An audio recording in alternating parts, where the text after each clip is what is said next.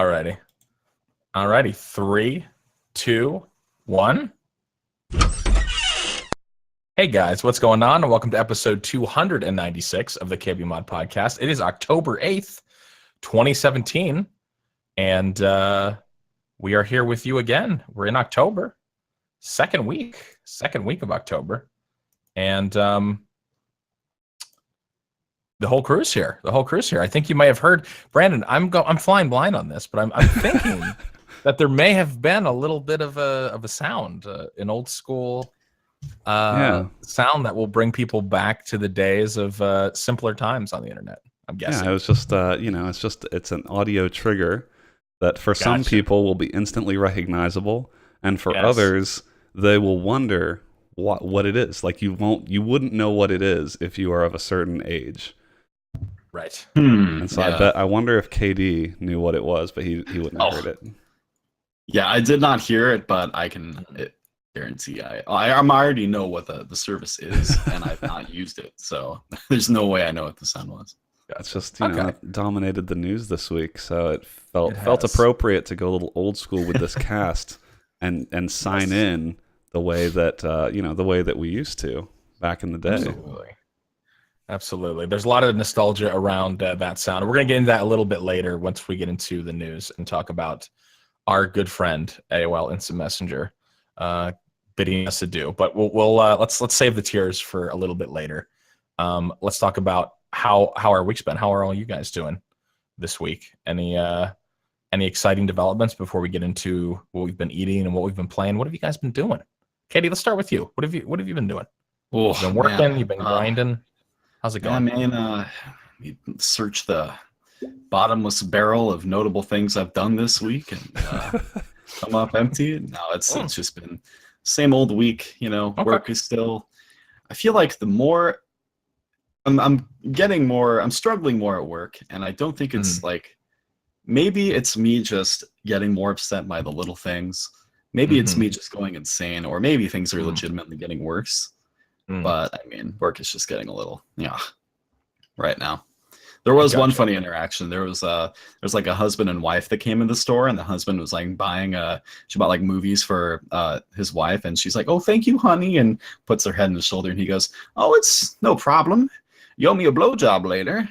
Like, loud in the middle of the store, and that was an eyebrow raiser, and it was funny because it didn't feel like he was kind of like humiliating her. It felt like it was something they joke about a lot, so it wasn't like he's being a dick or anything, but it was like, what do I say in that context? Dang. And it was like, just kind of act like you didn't hear it or maybe didn't get it.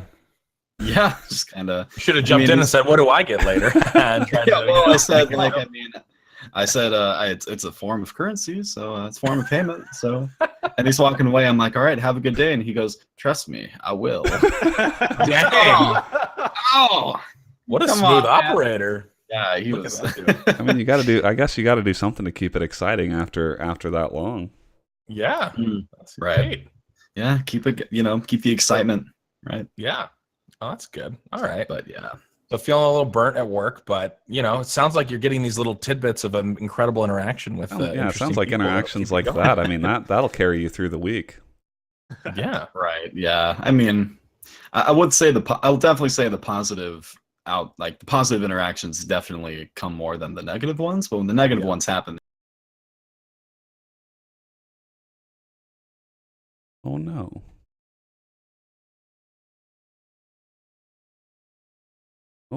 You got disconnected. Can't hear either of you guys. Give me a second. Oh. Know what's going on Brought here. to you by the Twitch desktop app. Oh. I don't know what's happening here. Scott, can you rejoin the call? Oh, no. Rip, hold on.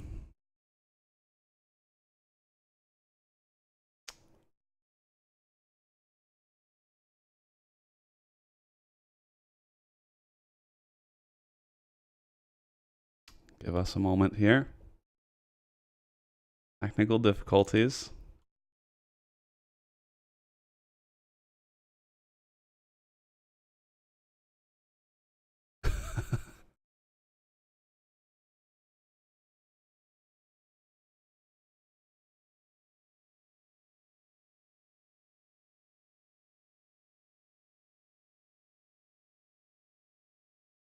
Yeah, this week's cast brought to you by AIM. They were not happy going out like they did.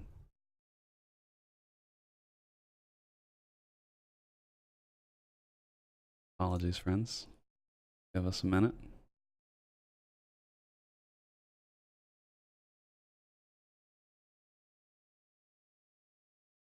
Hello. Hello. Okay. Hello. All right. Uh-oh. Are we back? All right. If so. Yeah, we're back. Okay. All right. I think for the audio edit, we should all just on 3 start laughing so we can kind of segue our laughter. All right. 1, 2, 3. That was a good one, APL. Well, how's your week been? You know, my week's been really good. My week's been really good.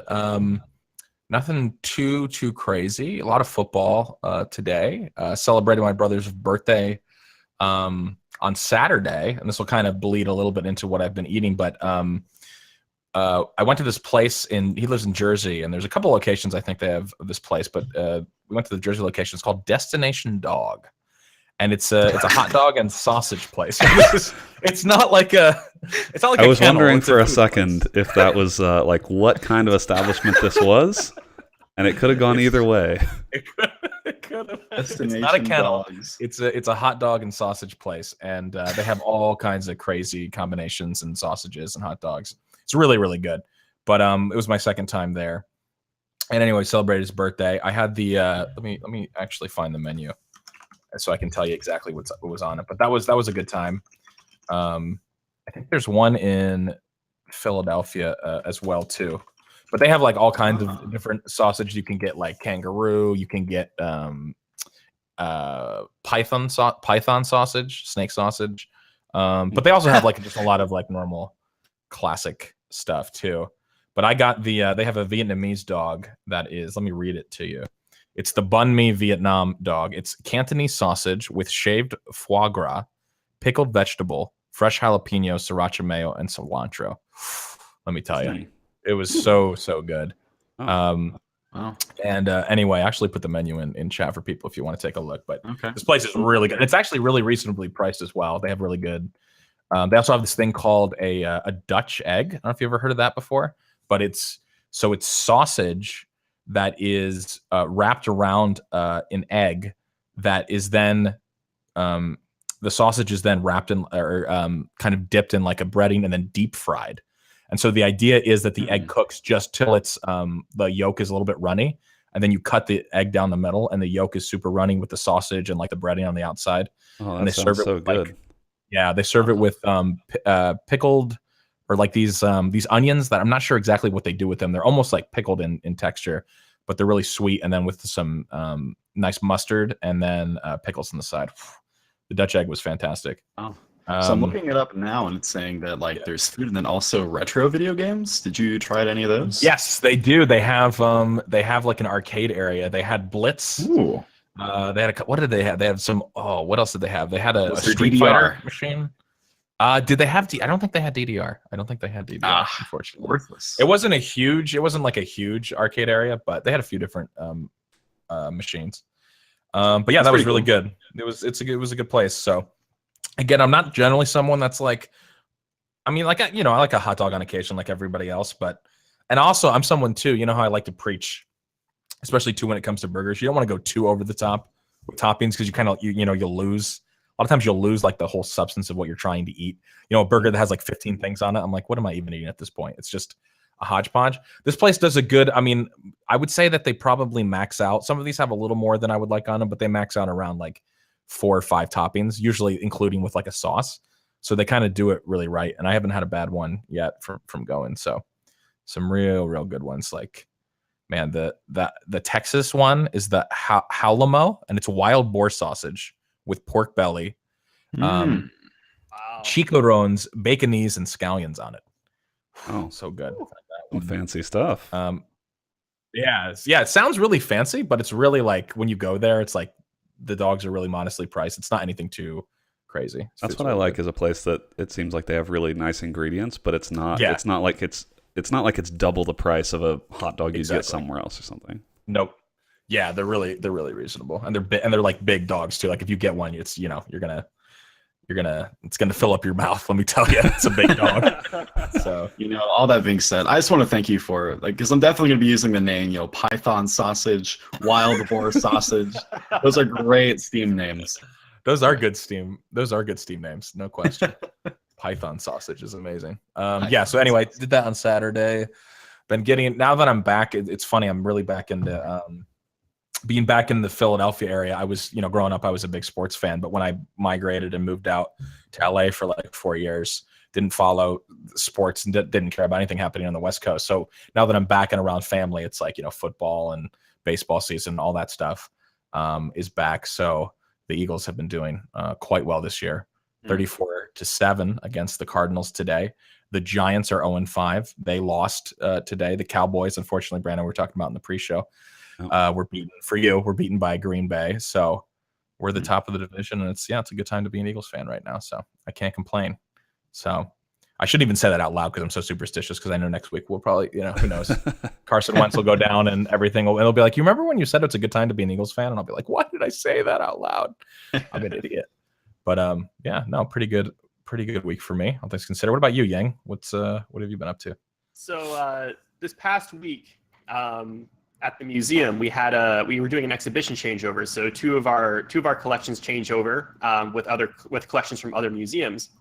And this one I thought was interesting, given I've always kept what I do online very separate from what I do in my work life.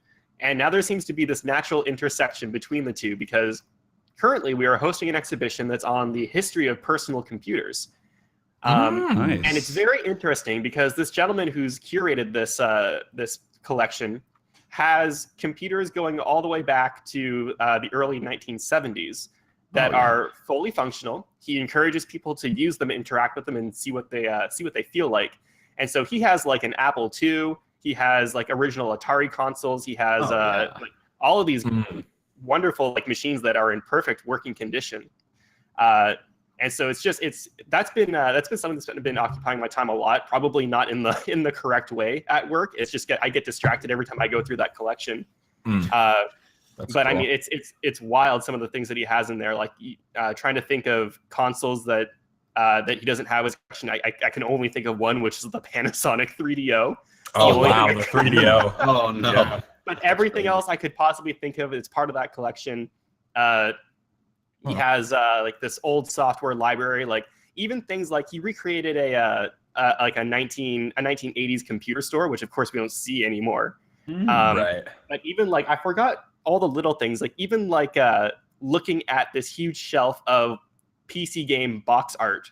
I was like, I forgot what it felt like to even look at this kind of stuff, because we're so used to seeing it digitally. Yes. And like all of the old, like Dune 2000 was on there, the original Doom, and like all of these games that I just completely forgot about. Leisure Suit Larry is in there. Like it's that was so scandalous, man. Yeah, it was. And so like even just like the whole collection has just been a crazy trip, even for me. I mean, I'm not super versed in all of that. I mean, I recognize maybe a computer from like the late 1980s that's in there, and that's towards the end of his collection. So it's been really cool seeing visitors come in and just go on this, to actually from a different perspective see someone go through this wild nostalgic trip as they walk onto this floor, and they're like, oh my God, I had this computer when I was a kid, or oh my I had one of these when it first came out, and I thought it was so cool. And to see them like get back on that computer and basically relive that part of their life is like, it's an ongoing experience. It's super cool to see that. Awesome. And what's interesting too is that it's not part of the exhibition yet, but there's another part of it. It's sort of its counterpart that's going to be addressing video games in a more modern context. And the people who want to put the exhibition together want to do a section on Twitch. Oh, cool. Really? Okay, yeah, absolutely. Cool. And so they want to sort of establish how video games are being brought to people today, in comparison to what this exhibition is doing, and when it was like, the old consoles, living room experiences, and they want to create the second part to that. And so it's funny because, as I was saying, like as I keep most of my online life and my work life very separate, some people at work are familiar at least with what I do in terms of streaming and all of that stuff.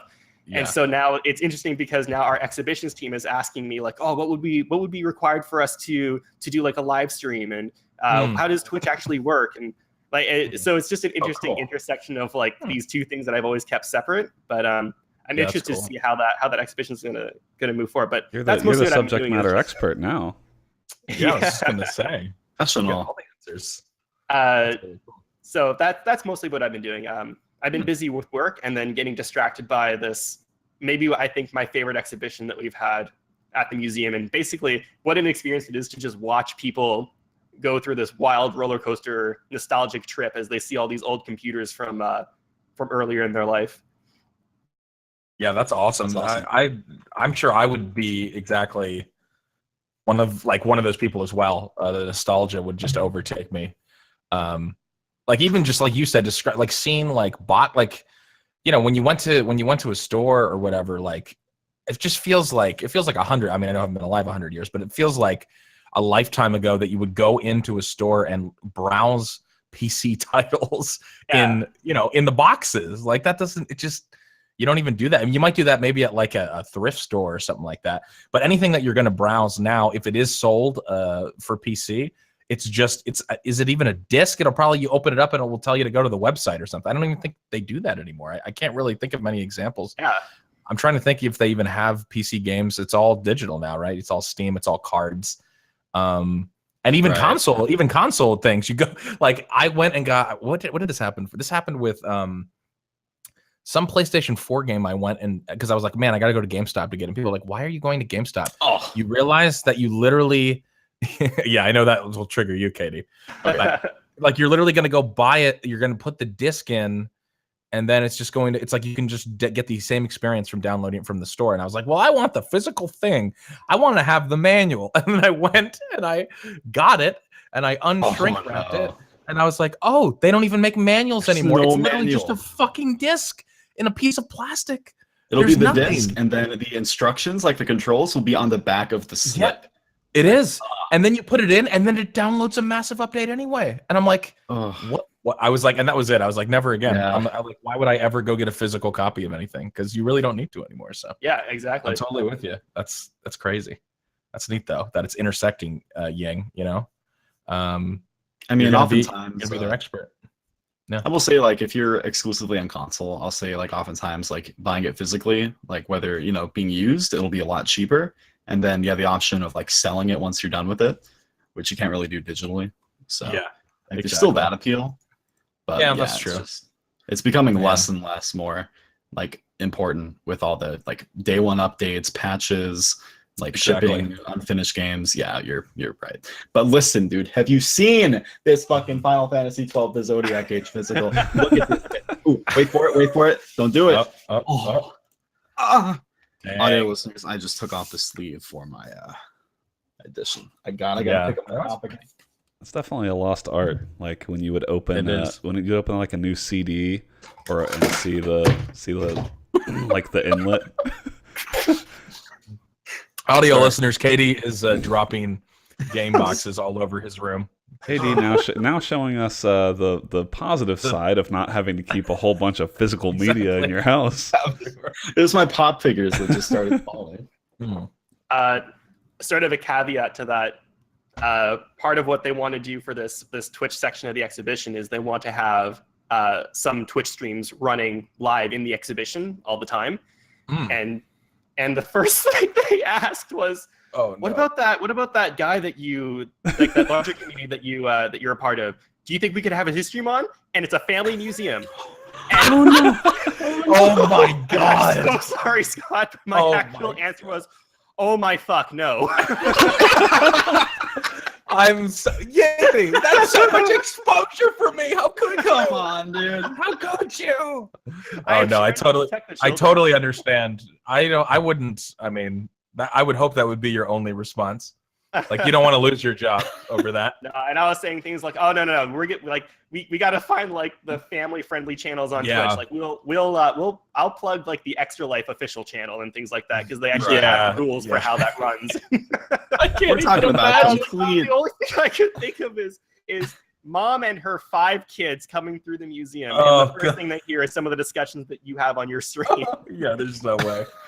Oh my god. You're talking about massive rebranding there. Like you could start a stream right now and just be completely welcome everybody to the APL, and you start seeing things like what's this emote for APL nut?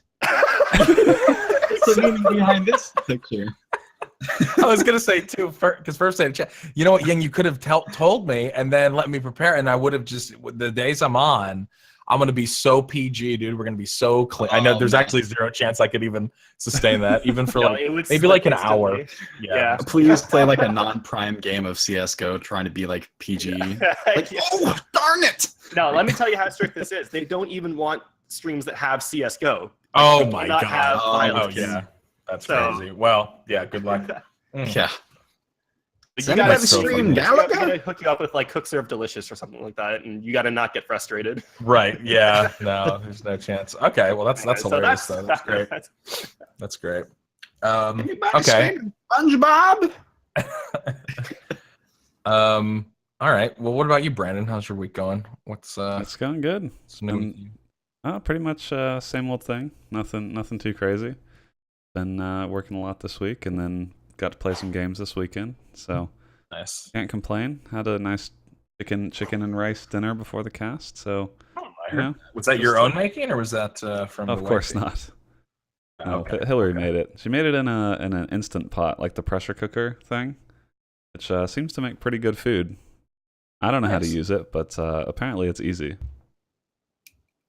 That's guy. Yeah, I was just. You know what? I should only know that when you're cooking for yourself, you eat fish that's been in your freezer for a year plus. That's the trigger. That's when I know. Yeah, that's anytime you. Oh, by the way, did you ever tell her that you did that? And what was her reaction? Or did she not know yet that you cleaned out the fish? I'm curious. I think I did tell her, but I don't remember her reaction. I think it was sort of the mild disgust that you. Okay. That you displayed when I told you. It was kind of, but also the discussion from with me and her is like, well, look, how else are we going to get rid of this stuff? Like, I'm trying to do a public service here, right? So right. No, I mean, again, I think her mild disgust is linked to our mild disgust of you could have just thrown it out. I mean, I don't think anybody would have judged you. I mean, to be fair, you didn't waste it. Look, I'm just trying to be a good citizen. Each day we throw away hundreds of pounds of food, in our own households, and we don't like it. If maybe I don't recycle all the time, like this is my penance, right? This is the one thing I can do is try not to waste food that is still technically edible. Yes. I mean, it is technically edible. And I guess we didn't really get into you didn't get sick. Actually, I will mention. Okay, there is. I was at the store last weekend, maybe, and I was getting like some eggs and stuff, just normal stuff, right? And the only thing I really make on the weekends are eggs, or maybe biscuits or toast, like breakfast type stuff. And so I was just like thinking in that mindset of I'd like some breakfast food. And I was like, oh, I'd like sausage. Now, sausage, this is how dumb this story is. Sausage is really easy to cook, right? I can cook sausage. It's the only annoyance is that like you get your hands all dirty and stuff with the raw meat, but sausage is really easy to cook. So normal me, like I should have just gone and gotten like the sausage that you can either put in the fridge or put in the freezer and save it, and you get it out and you make it. I was in the frozen food section already, and I was like, oh, I could grab some frozen sausage. It was actually inedible. It was awful. I actually could not eat it. No. It was true. It was the worst frozen food I've ever had. I actually don't know. Like, I did all of it according to the instructions, right? You put it in a paper towel. You have like 4 of them. You cook it for like 3 or 4 minutes in the microwave or whatever. Yep. It was not edible. And so that just basically told me that, like, there are certain things. This is why I stick to Hot Pockets, right? I stick to known quantities. It's not incredible food, but every single one of them is edible. This sausage was trash. I wasted whatever $4 or $5 on this sausage that I literally can't eat, and I still have the few of them in my freezer because I figure I might as well try it again just to see if they're like if those are also inedible, right? Maybe try the other way you can heat them up or something. But it was actual garbage. Yeah. Dang, that's rough. So you went so I have dealt with frozen sausage in the past, and no, generally it can be very awful. So you went the microwave route, I'm assuming. Is that what you're describing? Yeah. So I generally, if I'm going to use frozen sausage, I will thaw them and then go like just on a pan, like on a grill pan on the stove. It's not that much better, but you can get them a little more. I don't know. I tend to find that the microwave, especially that's maybe what I will try. Like I'm gonna see if maybe changing how I heat them up makes it edible. But it was. I mean, I was shocked at just how bad it was. I didn't actually eat them. I had to throw it away. So I do have standards in some sense. I was gonna say, this shows. Yeah, I mean, we questioned it a little bit after the year-old fish, but you know what? You said no to this sausage. It was so awful. So yeah, so I'm trying to let you know that I'm not. I do have standards, low as they may be, because I'm sure it probably was edible and it had already been cooked. Right, I wouldn't have died from eating it, but it was. Right. I mean, it was basically. I couldn't really even chew through it very well. So. Gotcha. So that was a miss, and I learned. Yes. Right, sausage is super easy to cook. Like raw sausage, I can do that even with my limited cooking skills. So next time, I will just get normal sausage, cook with eggs. Gotcha. All right. Well, you know what? Roll us right in from horrible sausage into what you've been playing this week, Brandon. What you said you played some games this weekend. What games did you participate in? Mostly I played. I planned to play more than I actually ended up getting to play. I downloaded the Battlefront 2 beta just because I was told that it was like visually very, very pretty, and I was like, oh, that'd be a cool thing to try out with my new monitor and all that.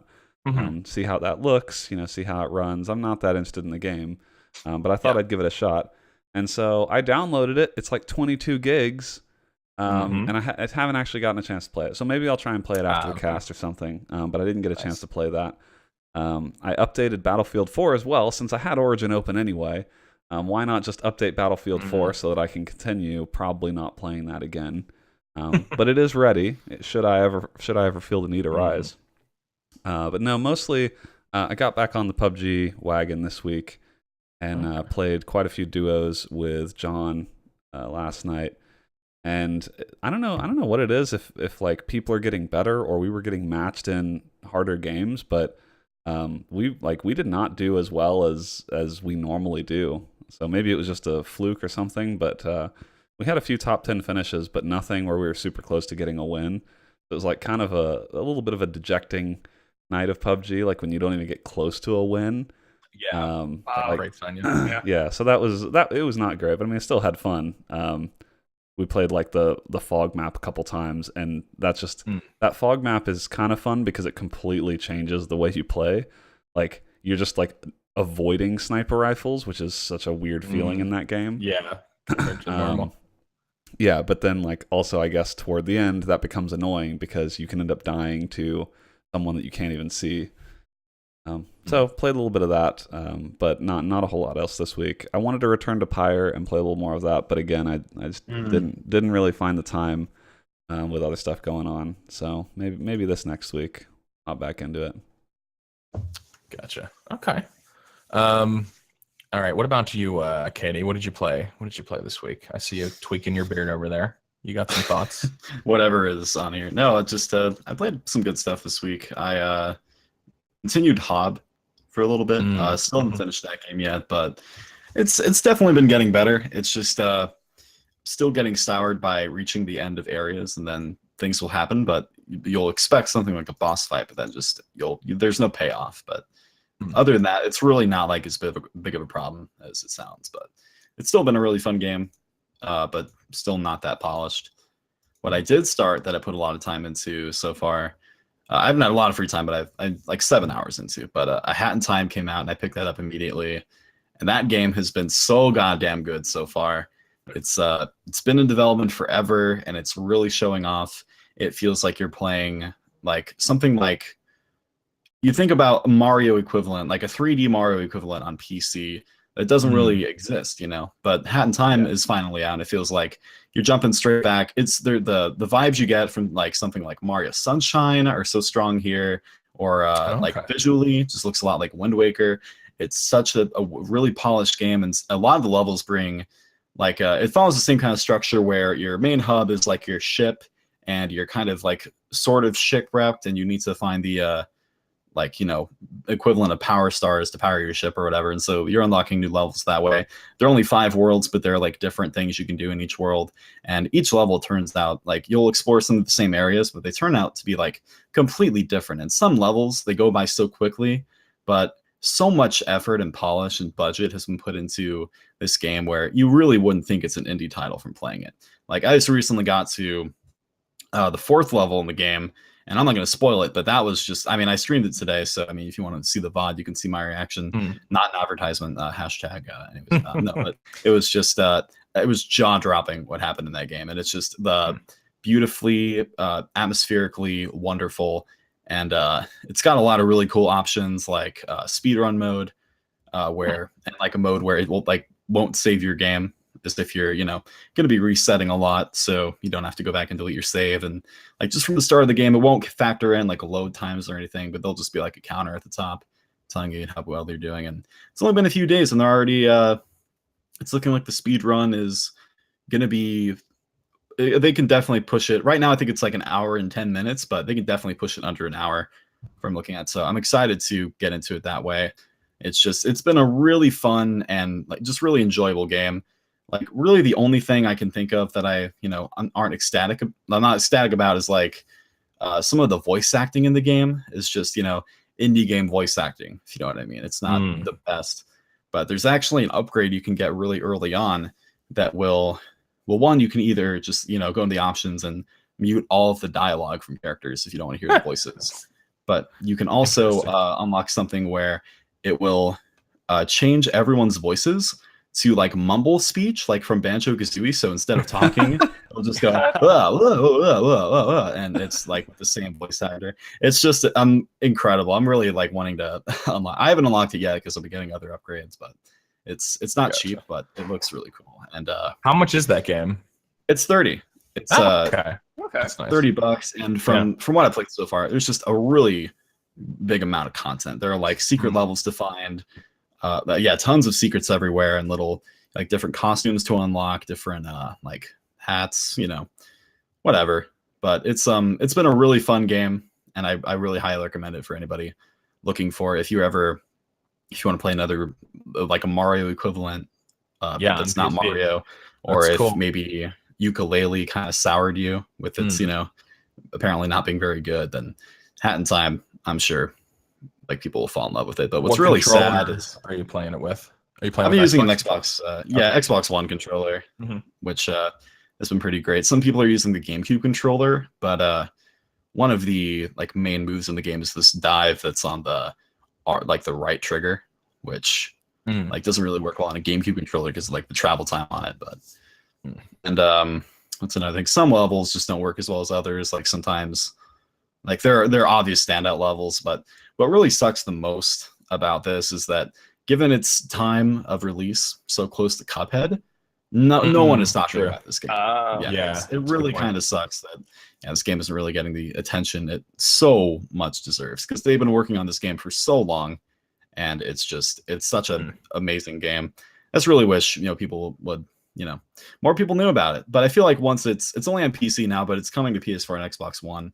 And I feel like once it gets there, people are going to start, picking up on it more. So, yeah, as soon as this cast is over, I'm going to jump back into that. I can't wait to play more of that game. Nice. But other than that, played some more Guilty Gear just to kind of practice. I wanted to get really good at a certain fighting game, so I picked that one, and it's been pretty fun so far. So, just more of that here and there, but that's all. Nice. So pretty good week. Yeah, not bad. What about you, Ying? What you been playing? I haven't been playing a whole lot of new things. I'm still trying to make myself finish Assassin's Creed Unity. His trial continues. I mean, I'll refine my criticism of that game somewhat, mostly in that it's still not good. But what's upsetting is that I can see that they had a lot of really good ideas, and that's kind of frustrating. Like some of the level design and the things that they were obviously going for were kind of cool, but the missions and the way they want you to do things requires such a grace and precision that the controls just do not offer you. And so you are constantly, you have this idea, you know exactly how you want to execute it. And instead of your character jumping from one ledge onto this rope, he does a straight dive off the ground in front of some guards and dies. And it's the clunkiest kind of way to make your way through the missions. And it feels like when you finally do what you want, it's sort of by accident, and which is unfortunate. And then of course it comes down to the writing too. Like there's this big turn in the story where this huge dramatic event happens, but throughout the entire game, they've really expanded on why that's important to this character. They just sort of have implied it the entire time. And so when it happens, this huge dramatic turn, you have no attachment to it, but they make a big deal about it in the game. And it's like, I don't care. Like we can move past this. I don't understand why this is important. So that's been a struggle. But I have also been playing a lot of the Star Wars Battlefront 2 beta, which I'm sure we'll talk about a little bit more. But no, go for it now. I did hear through the grapevine, Scott, that you are not a fan of the Starfighter mode where you're in space with the big. No, that's less to do with the mode and more to do with I just don't enjoy. I've never been a fan of like the flying like combat kind of games. All right, that's what I was thinking you were saying, and because I have the exact opposite take. I think the flying in that game is so well executed. Like the degree of control that they managed to give you, even on, well, not even, I think it's even better on keyboard mouse. Like this is the first time, this is the first case in terms of flying where I think I would recommend to someone to try to get used to it on a keyboard and mouse. Really? It's not the easiest thing to learn. Like I even when I hopped in, I still understood how it worked, but I was crashing into other ships. I couldn't aim for anything at all. But once you get used to it, you can tell what people are playing with a controller and which people are playing with a mouse, because it's not as dramatic, but it's sort of like if you were playing a shooter, and you know when someone's using a controller, the way their aim looks and how they're doing, right? Because the way that they ask you to shoot at other ships benefits the mouse so much. I'm going to try to explain it, but it's sort of like when you put your mouse towards the edge of the screen, that's when your ship starts to turn. And there's this sort of dead zone more towards the center of the screen where you're aiming where your ship shoots.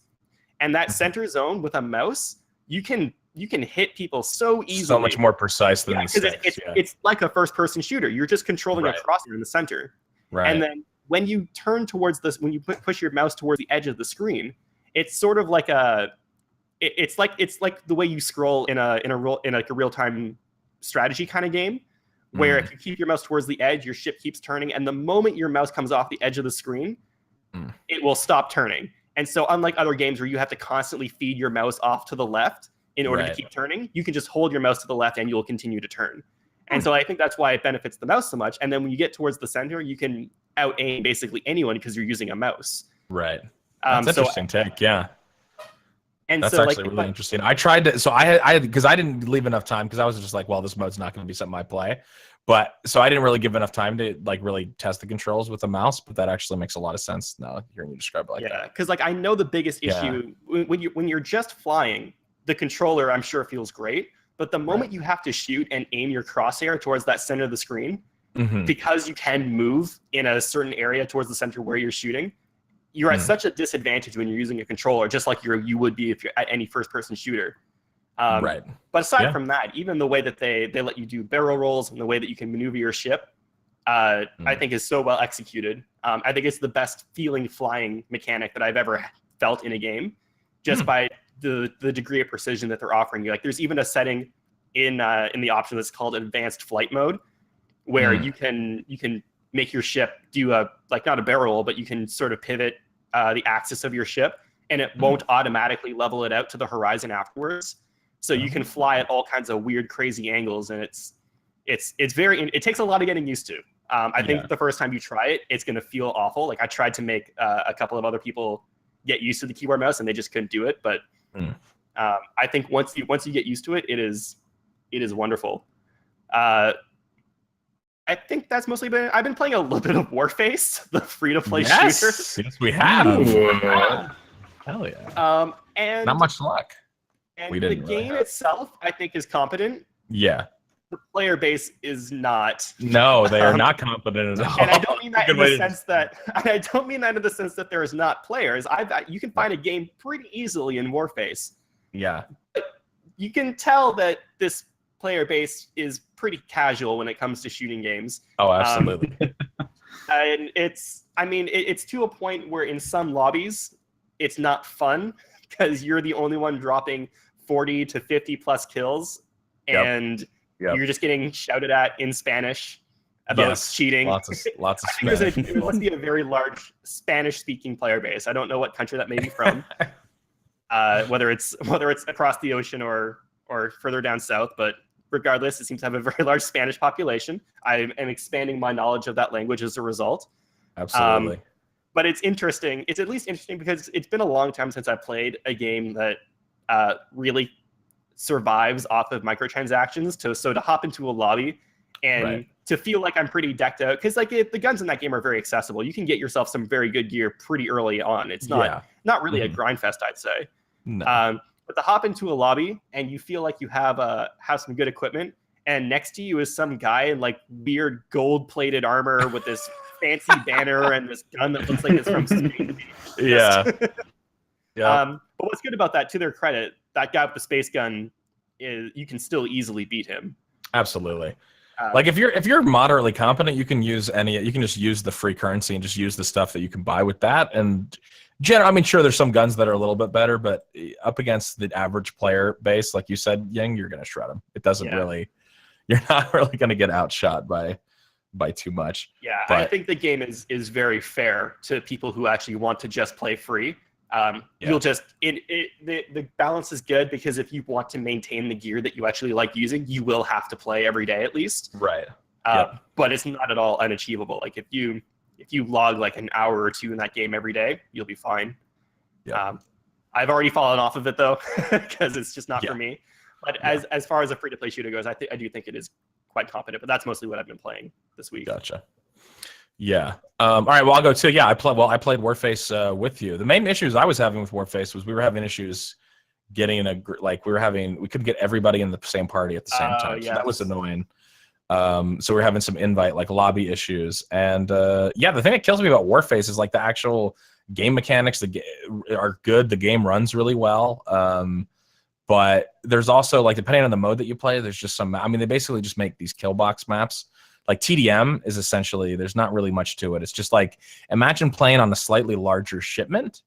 And that's basically what the TDM is in that game. There's a lot of other game modes that are larger maps, but like you said, the overall player base is pretty terrible. But again, if you don't have any money and even if I kind of like it for the kind of mindlessness, I guess it's the same way I felt about COD. I wasn't on the cast last week. I'm sure you talked about the COD beta, COD World War II beta. But so I played some of that too, and I enjoyed that. I didn't really play during the cheating. Apparently just devolved into lots and lots of cheaters towards the end of the open beta. But I didn't run into too many, but they're definitely a few.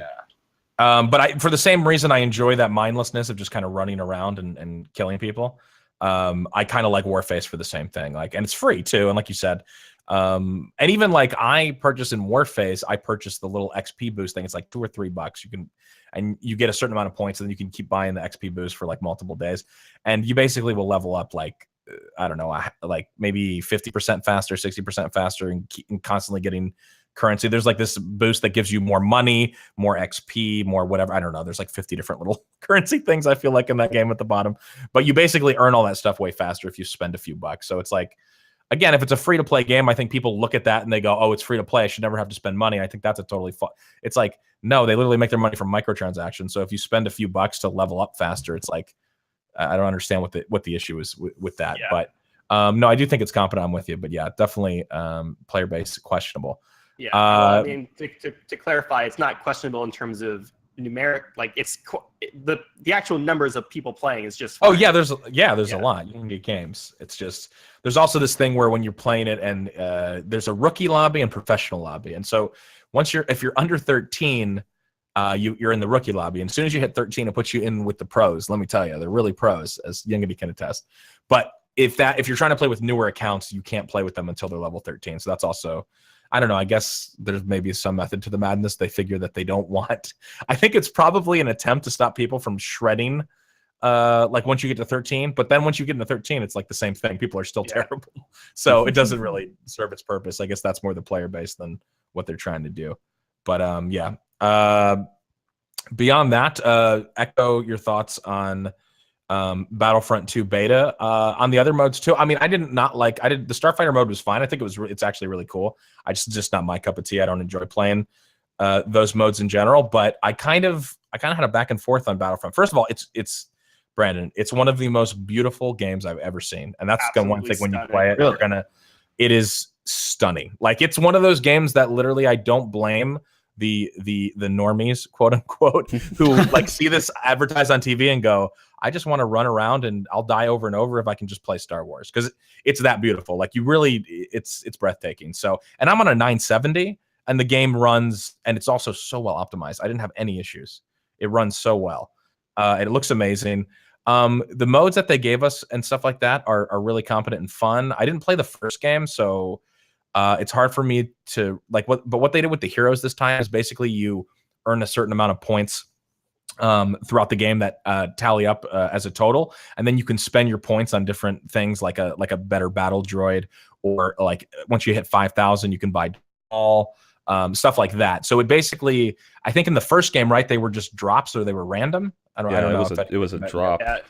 It was a drop. So they basically that was a huge issue I heard from people that played the first game. So that's gone now. And I think the new system is actually really fair. It doesn't ever feel like you're just constantly, at least in the beta, like you're constantly dealing with like, you know, Jedis, or like there's this unfair advantage. So I think that's actually a really good thing. And does it strike you more as kind of like a kill streak type of system, where like basically you're just accumulating points, and so eventually everyone's going to get more powerful? If you're somewhat, I mean, if you're competent, it depends on how the game's going. Like, if you're getting destroyed and you're not doing too well, you probably won't be able to get to something like, you know, the 5,000 point one, which is like an actual hero like Han Solo or something. But even if you're just doing okay, there's lower tier ones. So like you can get like a fighter, you can get like a droid that's like 3,000 or 2,000. I forget what it goes down from there. But yeah, exactly. So essentially kill streaks, but not near as powerful as like COD kill streaks or anything like that. Like, even these droids, like one of the droids you'll get, he might have 300 hit points as opposed to like 200 that you start with. So again, you can still be kind of put down pretty quickly.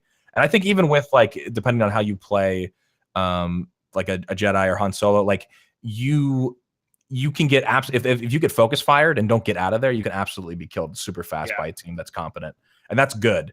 You do regenerate health over time, but it's not super fast, and so it feels overall like there's definitely going to have to do things to balance certain weapons and all that. But I feel like this open beta really kind of sold me on the game overall. Like, I'm not going to pre-order it, but I think I'm going to buy it because it's really, really fun with the group. And I had a really good time Friday night playing with my chat and a bunch of people in there. And so that's been enjoyable. Did you play? I'm trying to, Yang, how much did you play of the other modes? Were you with us? You were playing. Yeah, I played a lot of the I guess the ground gameplay. Yeah, the 40 player one. Yeah. Yeah. And again, I certainly agree with you that the game looks and also sounds wonderful. The sound design of that game is also amazing. Spectacular. And that's nothing new. Actually, the first Battlefront, for all of its flaws, also looked wonderful and sounded amazing. But I mean, I think the biggest concern still is people are wondering how long the game will be alive. How much content there's going to be. That's why I should try the beta, because I don't think I'm going to buy this game just because it does seem to have such a short lifespan, or at least the last one did. So I kind of want to I want to just dip my toe in and see the visuals and stuff, but that I don't want to have to pay $60 just to do that. Sure. Exactly. That's fair. That's fair. And one of the discussions I was having with someone else was, I mean, I think the people who are very interested in Battlefront have been pretty vocal about this. Yeah. We really want Galactic Conquest back, which if you're not familiar with that, it's the single player mode. It's sort of like almost like an RTS element where you are controlling fleets to go conquer all these different planets. And in order to conquer a planet, you actually have to play a game of Battlefront. To actually, like, you'll do the whole thing where you land on the planet, you'll play out a match like normal, and then if you win that match, then you go back out to the Galactic Conquest screen, and you then proceed with your game. And that was a single player feature in the original Battlefronts that people absolutely loved. And there was like an interesting part where if your fleet attacked a planet that had another fleet, well, that would start a space battle, and it sort of was like an interesting element that way, and that was single player. And so if people are so concerned about the longevity of the game, it's interesting to me that we haven't heard anything about that game mode, given that people are so vocal about saying, like, there's a lot of people saying, like, I would buy that game right now if they reintroduced Galactic Conquest. Interesting. And I'd be a part of that boat. I think if Galactic Conquest came out, I would definitely buy this game at some point. As of now, I really enjoy it, but I don't know if I can justify spending full amount on it right now. I wish I could, because the beta has been a lot of fun, but there's other concerns that mostly have to do with the game's longevity in terms of multiplayer, because that's what it's trying to live off of right now. Right. And of course, we know very little about the single player campaign. Who knows? Maybe people who did buy it or pre-ordered it will say that the single player is, it takes 30 hours to complete or something like that, or the storyline's amazing, like it's an experience all in and of itself, and that would be all right. Cool. That sounds like it's worth it too. But that's an unknown, so can't really speak to that right now. Gotcha. Yeah, definitely. Yeah, and I don't know if it's gonna be tough, because I'm gonna get kind of caught up in the hype of when it comes out, and I'm gonna be like, man, I want to play it. But like you said, probably the smart move is to wait and be like, all right, is it around after a week or two, right? Are people still playing it? Yeah. If anything, I could almost see buying it more for the single player, because you just said that, like, the visuals are amazing, the audio is amazing, like that sort of game. I wouldn't necessarily mind paying for the single player and then, like, cranking all the graphics up, because since I'm not worried about keeping like a solid 60 frames or whatever, just kind of coast through a single player and enjoy like the technical achievement of that game. Sure. That's a good point too. There's so many, there's so many games coming out that I'm basically committed to. I've said I'm going to play. I didn't really talk too much about the World War II beta, but I really enjoyed it. I thought it did exactly what I wanted a COD to do. It cut down on dying from kill streak stuff. It's just gun-on-gun combat. There's lots of shitty stuff, but it's Call of Duty. And that's, I've been away from the series for a long time, and it stripped all that stupid jumping around, wall running garbage. So I'm totally down. Like, I'm totally down to pay 60. If the game's dead in a week, that's fine. You know what, dude? I'll enjoy my week of playing that game for what it is. I don't know. It's interesting, having been so far removed from the COD hate train. It's interesting to me how angry people get about Call of Duty still. And it's, again, Call of Duty is in one of those stages where you can never please, they can never please anybody. Yeah. It's like they strip it down and everyone's like, what the fuck? It's still COD. It's like, yeah, that's what it's going to be. They release COD every year. Like, so I don't know. I find that actually really funny. I think the major concerns people have is the technical issues with the engine, or just not running as well as it should be. That's what people felt like it should be for a beta. Yeah, I'm with you. I think, but overall, I really enjoyed the beta. Like, also, but like, I mean, to speak more about the jetpacks and everything, like the day after it ended, I went back to Black Ops 3 for a bit, and I couldn't even play it. Like, it was so infuriating. Like, just getting one shot left and right, people, flying over my head. It's just, I could not. It felt like the dumbest. It felt like an entirely different game. Yeah, which I thought was like really shocking. Like, for Call of Duty to feel like two distinct different games is. Yeah, so I'm not sure if I'll pick it up full price, but I do want to play more World War II for sure. Yeah. Don't forget, Scott, that we have Destiny 2 coming to PC. No, I was just going to say, that was the next one I was going to say. Oh my God. We've got COD World War II, we've got Destiny 2, we've got Battlefront 2. There's a lot of, like, at least in the shooting category. Pretty stocked fourth quarter for PC games. Pretty crazy. Yeah, I am so excited for Destiny 2. Oh my God. Yeah, and I didn't mention this, but I will mention it real quick. Fortnite VR, I don't know if you guys talked about that last week at all, if you guys have played that. But I've been playing. I was super skeptical. We talked about it 2 weeks ago, and like, how good is this going to be? It sounds like just a kind of a pivot from their main game mode, which they worked on forever, and then it's not really gaining traction. Let me tell you, man, Fortnite Battle Royale is super fun, and it's super competent, and all the things that it still doesn't have the greatest gun mechanics. It's definitely way more arcadey and less serious than something like a PUBG. But it came out of the gate and it came swinging, and I'm starting to kind of see PUBG's fear. I feel like, because we talked about it's twofold, like, sure, they're paying royalties and all that to Epic because they're using the same engine, and they're concerned that they might be pilfering stuff that they're going to use to improve Fortnite. But then also, like, you play Fortnite and you go, this is their first, they've been able to sit back and be like, okay, we're going to add a PR game and pivot away from our main game mode to try to, build a base that way. They've been able to look at H1Z1 and PUBG and stuff like that and see the stuff where that needed to be in game off of launch. And it is so refreshing to launch a game one time, right? You go to your launcher, sure, it's on the Epic launcher, okay, another separate launcher, whatever, but you launch the game, and guess what? I have not had to restart my Fortnite a single time. The game runs very smooth. I've had zero performance issues with the game. You just jump into game to game. The games are shorter. There's no camping in that game. You can't really camp in that game until the end when you're building stuff, but it's not like you're never going to really be surprised by somebody in that game, like somebody sitting in a house for 20 minutes. It just doesn't happen because the map's a lot smaller. I've been having a lot of fun with that game, and I was totally surprised and blindsided by it. I didn't think I was. I was super skeptical.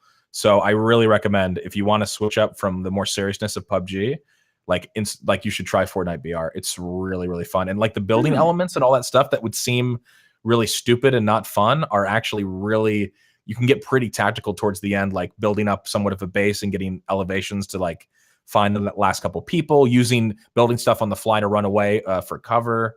I don't know, man. I can't really say enough good things about it, and I didn't think I was going to. And it's free. That's the other thing, is that there's zero barrier to entry with that game.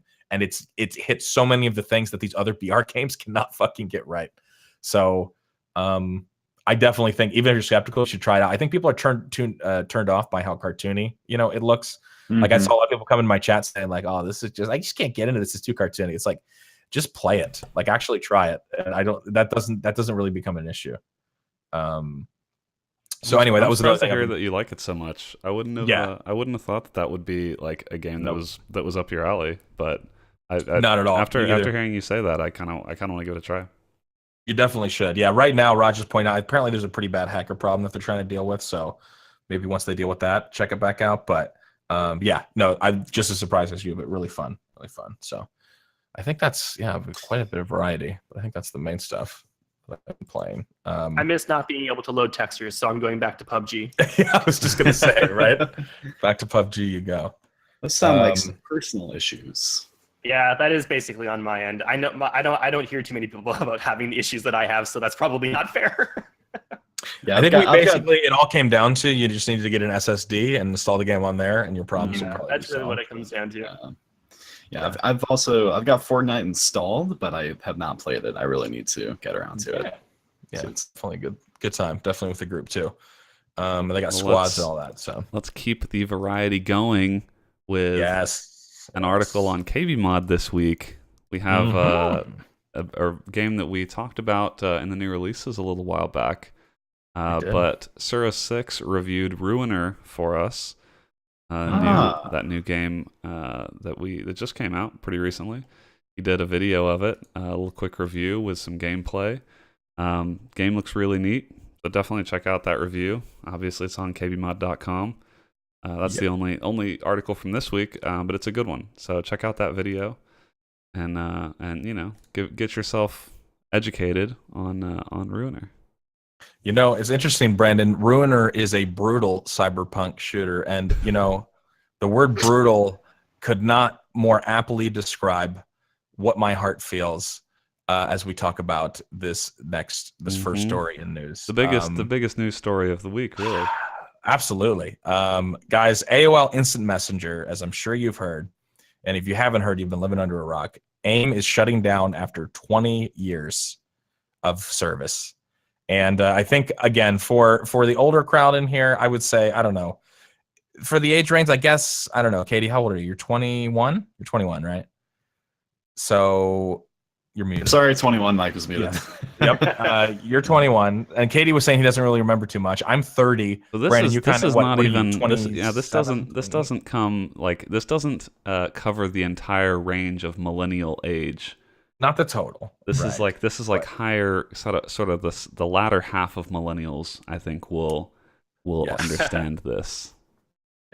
But I think a lot of our audience who tends to be kind of our age, Brandon, and around there, a little older. Yeah, it's hard. We were talking about it in the pre-show actually, because Katie was saying, because we were talking about, Brandon, I forget what you brought up. You had brought up, oh yeah, nothing will ever compare to seeing your crush log on to their AOL Instant Messenger account, right? And you hear the little door open, right? Yeah, and then like that, that you start sweating a little bit, and you're like, do you want to message them? Are they going to message you? And then maybe you get the courage to start typing out a message, and then they sign off 30 seconds later, right away. There's just that visceral feeling, like your whole night done. God, there really wasn't, dude. The door. And I was saying the other thing that made it so brutal if that happened, if someone signed off right away when you're trying to message them, like the door slam. That was one thing. The AOL Instant Messenger is so iconic. Sound effects. And the sound effects that they had for that, I mean, they became synonymous with, and I think that was one of the strongest things that AOL ever did, was they just always picked like really iconic sounds.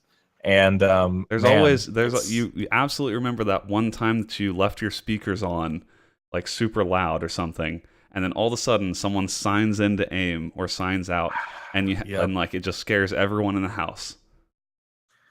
Yeah, it's a little bit crazy. I think one thing I have to ask you guys now, I've been pretty transparent about my online history when it came to AOL Instant Messenger. I don't know, Brandon, if you've ever told us, but I think I've said this on the podcast too. My AOL Instant Messenger name was "The Signs Are Here." all together, all lowercase, and I just thought I was super mysterious and edgy. I don't know what, I didn't really have any. I used to be really into fucking aliens and shit like that, but it wasn't even that. I liked the way it flowed. I thought it looked cool. I think were you a song lyrics in your away message kind of person? I absolutely was. Okay, I definitely called that one. Like you seem like the person who would have been on top of that. Like new song lyrics every few days. Right, like you got to check the away message because you were constantly updating it. Yep, definitely have some Taking Back Sunday in there, maybe some Fall Out Boy, definitely some emo music for sure. And you had to, like, there was all these little things that, again, the kids just, they have it so good nowadays, or they have it so different, I guess. Like, because there was, I was even like, people got introduced to there was no regulation, right? There was no. So you would log on to your AOL Instant Messenger, dude, and in 2 seconds you could be in a chat room where people were talking about, very adult things that you had no business as a young kid being involved in. And again, I'm not saying you can't get into that now, but it was just so kind of like the Wild West, I think of when I think of kind of early chat stuff on the internet. Like, if you wanted to go and, cyber, you could find a place to do that if you didn't even know what that meant. Or like all of a sudden people, like, it was just, and I'm saying that's the more nefarious side of it, but it was crazy. That term even like came about because of AIM. Like, that wasn't really even a term until AIM existed. Exactly. No, it's absolutely crazy. That it's finally, not crazy that it's shutting down, but definitely a little bit bittersweet. Crazy that it lasted this long. I mean, no, I don't think anyone uses AIM these days, but in the early days, it was kind of at least for me, I remember it was kind of the intersection of like online friends and real life friends. Like, for a while there, everyone used AIM, and it was interesting that like it almost feels a little bit similar to now, in that everyone congregated around this one service, and then things kind of like splintered off. And now, a lot of people now use the same set of services, but there are a lot of different messenger services. Whereas back in the day, like AIM was pretty much it. Everyone at your school used AIM, and like maybe like the one weird kid used ICQ. which was also owned by AOL. Oh, I had an ICQ account and never used it, but yeah, I had one. Yeah, you had your number, I had right? ICQ downloaded. ICQ I had number. an ICQ number. I remember Same. my I was ICQ the number to same. this day, but Yeah. I didn't ever really use it. And so it was like AIM was where everyone was in real life. My like gaming friends were on IRC, and then like a few people here and there on ICQ. But like that was basically it back in the late, I guess, mid to late 90s when AIM came around. Yeah, people. Mike's talking about MSN. I never used MSN. I think in certain areas people did. MSN apparently was a huge deal in Europe. Like everyone in Europe used MSN. Yes, I think so. And I guess America Online, that makes sense why it was in America. But yeah, I never got into MSN. Do you guys have any AOL Instant Messenger stories or any? Katie, like you said, literally, this is where, like, man, I'm getting so fucking old. Katie told us in the pre-show that his only reference for AIM is a free game on Steam where you literally talk to a girl on AOL Instant Messenger. And it's like a story-based text game. But I'm getting, it's not your fault. It's just the way it is that like I'm so old that like, that's crazy to me that's really your only interaction with it. But you wouldn't have had to. Coming up, you have different options. Phones. Someday, my kids will play a game about going on Twitch and whispering some chick and trying to get nudes. Yeah, that'll be exactly. That's true. No, you're right. That'll be your game story. Right. But yeah, I wish I could experience that. Wish I could have been there. But I mean, I definitely know the texting struggle. It's just that specific example. Exactly. You guys have that. I can't take that from you. I mean, I literally had, when it comes to AOL Instant Messenger, my first I'm trying to think, like my first like serious girlfriend that I had through high school and then a little bit into college was I remember she had needed somebody to go with. She went to an all-girls school and she needed a guy friend to go with her to this dance. And so I was told through the grapevine about that. And then after I was told about that, I was just giving her AOL Instant Messenger handle and was told to contact her about it that way. And then we struck up and we basically knew each other. We got to know each other before the dance through AOL Instant Messenger. And then when we went to the dance, and then we ended up dating, and then anyway, down the road. But again, that was all through AIM. Like, I mean, and it was like, yeah, you had to have your screen name ready to go because so much of the dialogue was that. I didn't have a cell phone, and I think she did, but she probably only had like No Tech in Chat was talking about how like I only get 300 texts a month. Here's my AIM username, because that's what it was, because it was so expensive to send text. Like, and that's the other thing is like when you guys have cell phones, now you have these unlimited plans or these gigs of data, or text and calls are not even included in the plans. Like we lived in the days where it was like, I get 150 text on this device, and if I go over, I get charged per text. Like, well, and I think so like far from that. For a lot of, in high school, crazy. Like texts, most kids didn't even have texting plans. It No, was just like exactly. you had a phone for like emergencies and whatever. Yep. Like you had minutes, you could make calls. Right, but yeah, exactly. like texting wasn't even a thing. Like you didn't have friends' phone numbers, or like basically AIM was where you added people. Like instead of what we would do today with Facebook, it's like I had people on my AIM buddy list who I didn't really talk to that much in real life, but they were, friends or people I knew at school, like acquaintances. Yeah. And so that was like I feel like that's the way people use something like Facebook now, is like you friend a whole bunch of acquaintances, and maybe your close friends, you have like their phone numbers, whatever. But yeah, AIM was kind of all that rolled into one. So yeah, nostalgia. Yeah. Absolutely, the nostalgia is very strong. Yang, did you ever have any experience with AOL Instant Messenger? Even though you're in Canada? I had a greater affinity. I did use it, but I had a greater affinity for MSN. Gotcha. Was MSN as iconic? Like, did you have the same kind of feelings about MSN? Because I know, like, people were saying in Europe and stuff, a lot of other countries, even South America, they used MSN.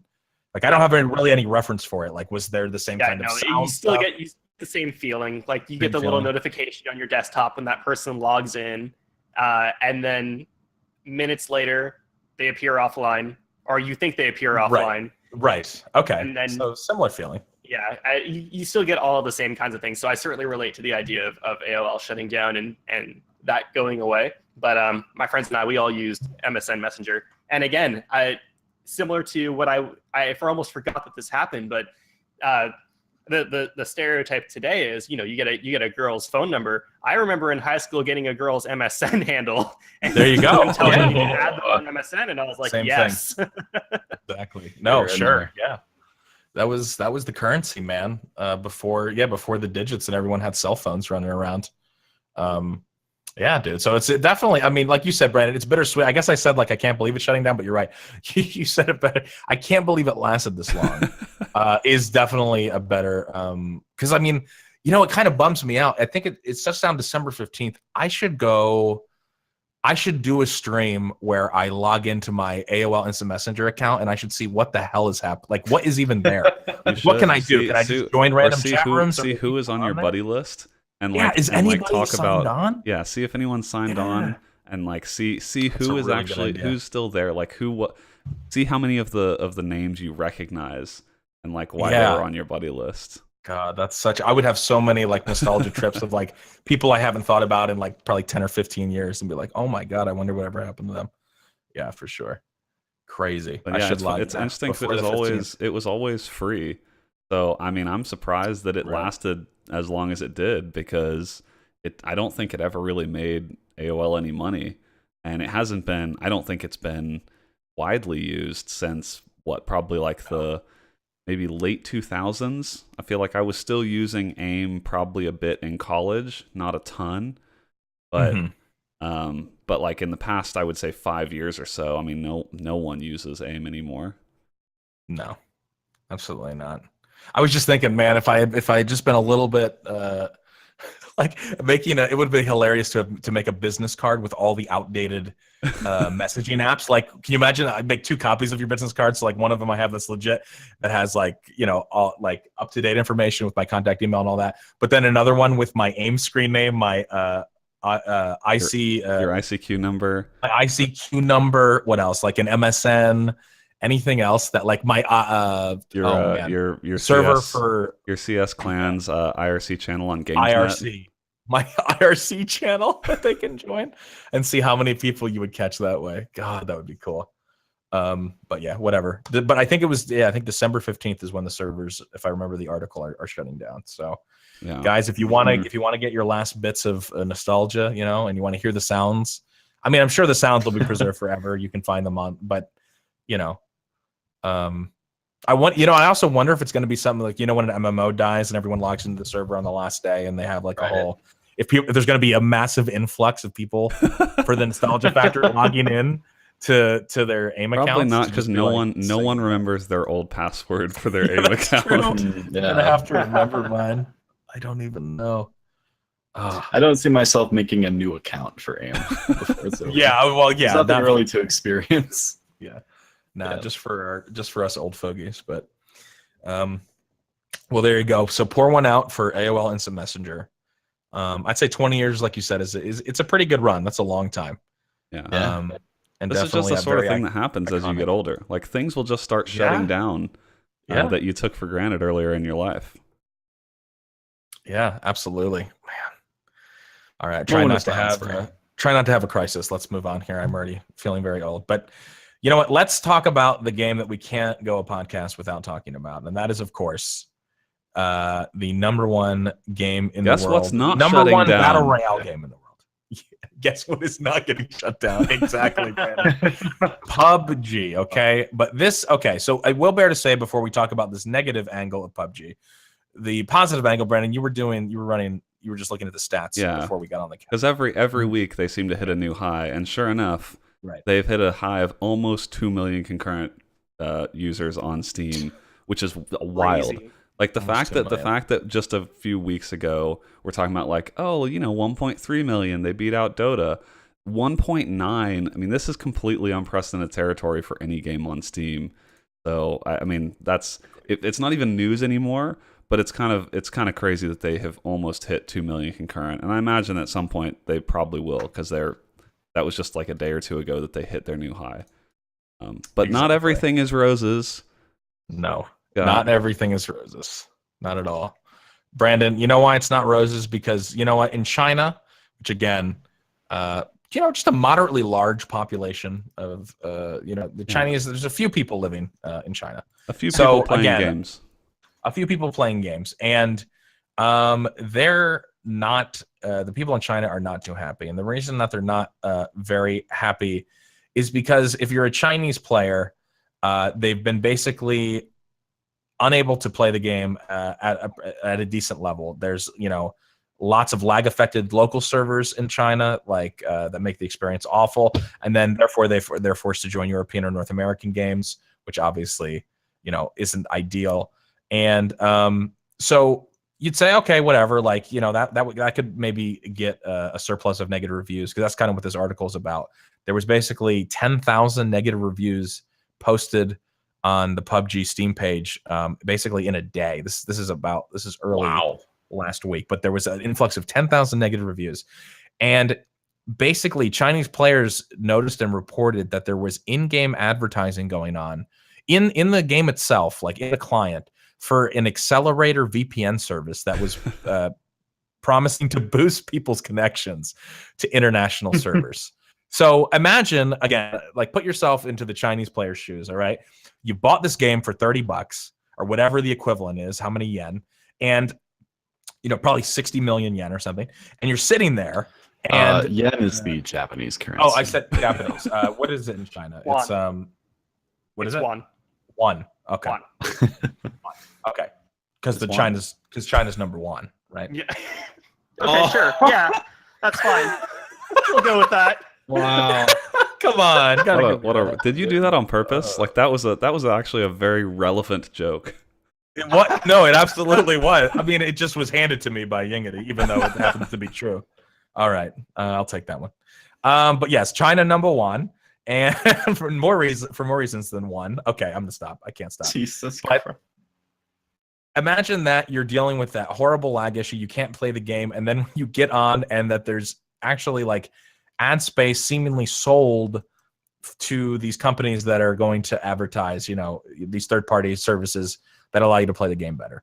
So obviously, like the negative reviews would already be everywhere if PUBG was totally unplayable in your country, right? As big as China. So you can appreciate that. But again, if there were advertisements to say, hey, you can use this to try to play better, that is an additional charge. I mean, I totally understand where the anger is coming from. So again, it resulted in 10,000 negative reviews. And I mean, what are your guys' thoughts on this? This is pretty there hasn't been an official response. So this article was about, like I said, 7 days ago. It was early this week. And they said they reached out to Bluehole and they never got a response. I think So from my perspective, it seems like probably a lot of the anger is because this wasn't communicated that they were going to be doing this. Like a lot of I think being blindsided, the connection issues and everything is like whatever. Like that's happening. That's happening in a lot of places, and that's not a good experience at all. So players are going to be upset about that. But I think it kind of adds insult to injury when you have this in-game advertising, and it doesn't help that it's for a VPN. But like, let's ignore what it's for and just say like in-game advertising for a game that you have paid money for, right? It's not a free-to-play game. I think that's already kind of a hot button topic for people. And so I think they should have gotten out in front of that choice and sort of talk to their Chinese community, and presumably they might do this in other regions too. I mean, I don't know why they would limit it only to China. But I think they should talk to their community about, hey, look, we need to continue making money in the game in various ways in order to have it, have a long lifespan, and this is one of the ways we're doing that, and sort of prepare their audience for this sort of thing. The fact that it's for a VPN is just like sort of doubly bad press because they have bad connection issues for Chinese players. But I still think people would have been upset even if it was some other type of ad, because when you pay money for a game, you don't expect to have ads in the game. Period. Like I think that's just a general expectation, right? When you buy an app on the App Store for your phone, generally speaking, you expect that not to have ads, right? Because you're paying real money for it. So I think they probably just bungled like not having a press message around this, and it's a shame that like this. I think the Steam review protest thing is really stupid. But also I understand why people do it. You know, like some people really have an aversion to this sort of thing, and it's an unforced error, right? We talked about this when they had the little spat with Fortnite Battle Royale. Like, it's just an unforced error. They don't need these kinds of press issues. They're already getting so much positive press. Like, don't give the press a reason to put the game in the news for the wrong reasons. They're already going to write about it. Every single patch notes they're writing about. I think it's just maybe lack of forethought. Like, someone didn't think this would be a big deal, and they should have gotten ahead of it. This is, well, absolutely, and the chat's talking about it because, again, I'm just like right now Googling while you're talking. I'm like, is there any update? And I'm going on the Reddit. There was a huge Reddit thread about it. There has not been any actual denial from Bluehole that this was, because, again, a lot of people were like, well, maybe this was injected by like a third party or that, but there has been not a single message from Bluehole about, whether it was something that they're allowing and selling that space for directly, or if it's some workaround that some third party is doing. So again, like Maha saying in chat, I'm starting to question, like, this is a week has gone by and they're not denying that. Like, they could easily come out and just be like, yeah, this wasn't sanctioned by us and we'll get it figured out. But the fact that they're not, again, you don't want to say 100% that means that they were in on it, but it seems like they got to know what's going on, and maybe they just don't have their response ready yet. But it doesn't look good because, again, this is already a game that has a target on its back because of how popular it is. They are making millions and millions of dollars every single day, and the player base just continues to grow. So if there is some deal struck up with a company to say, like, hey, yeah, you can push this, maybe they get a percentage of the cut, obviously, for the advertising space. What I'm reading on the subreddit was basically the service, like, it was somebody that was Chinese was explaining it, was saying it was basically $9 a month to use this booster service. Okay, that's like more than an ESEA subscription and some other ones. That's as much as maybe some MMOs. That's pretty expensive for a VPN. That's pretty expensive, right? And that again, it wasn't verified, but he was saying that there has to be some deal struck with Bluehole that, like, they're getting a percentage of that.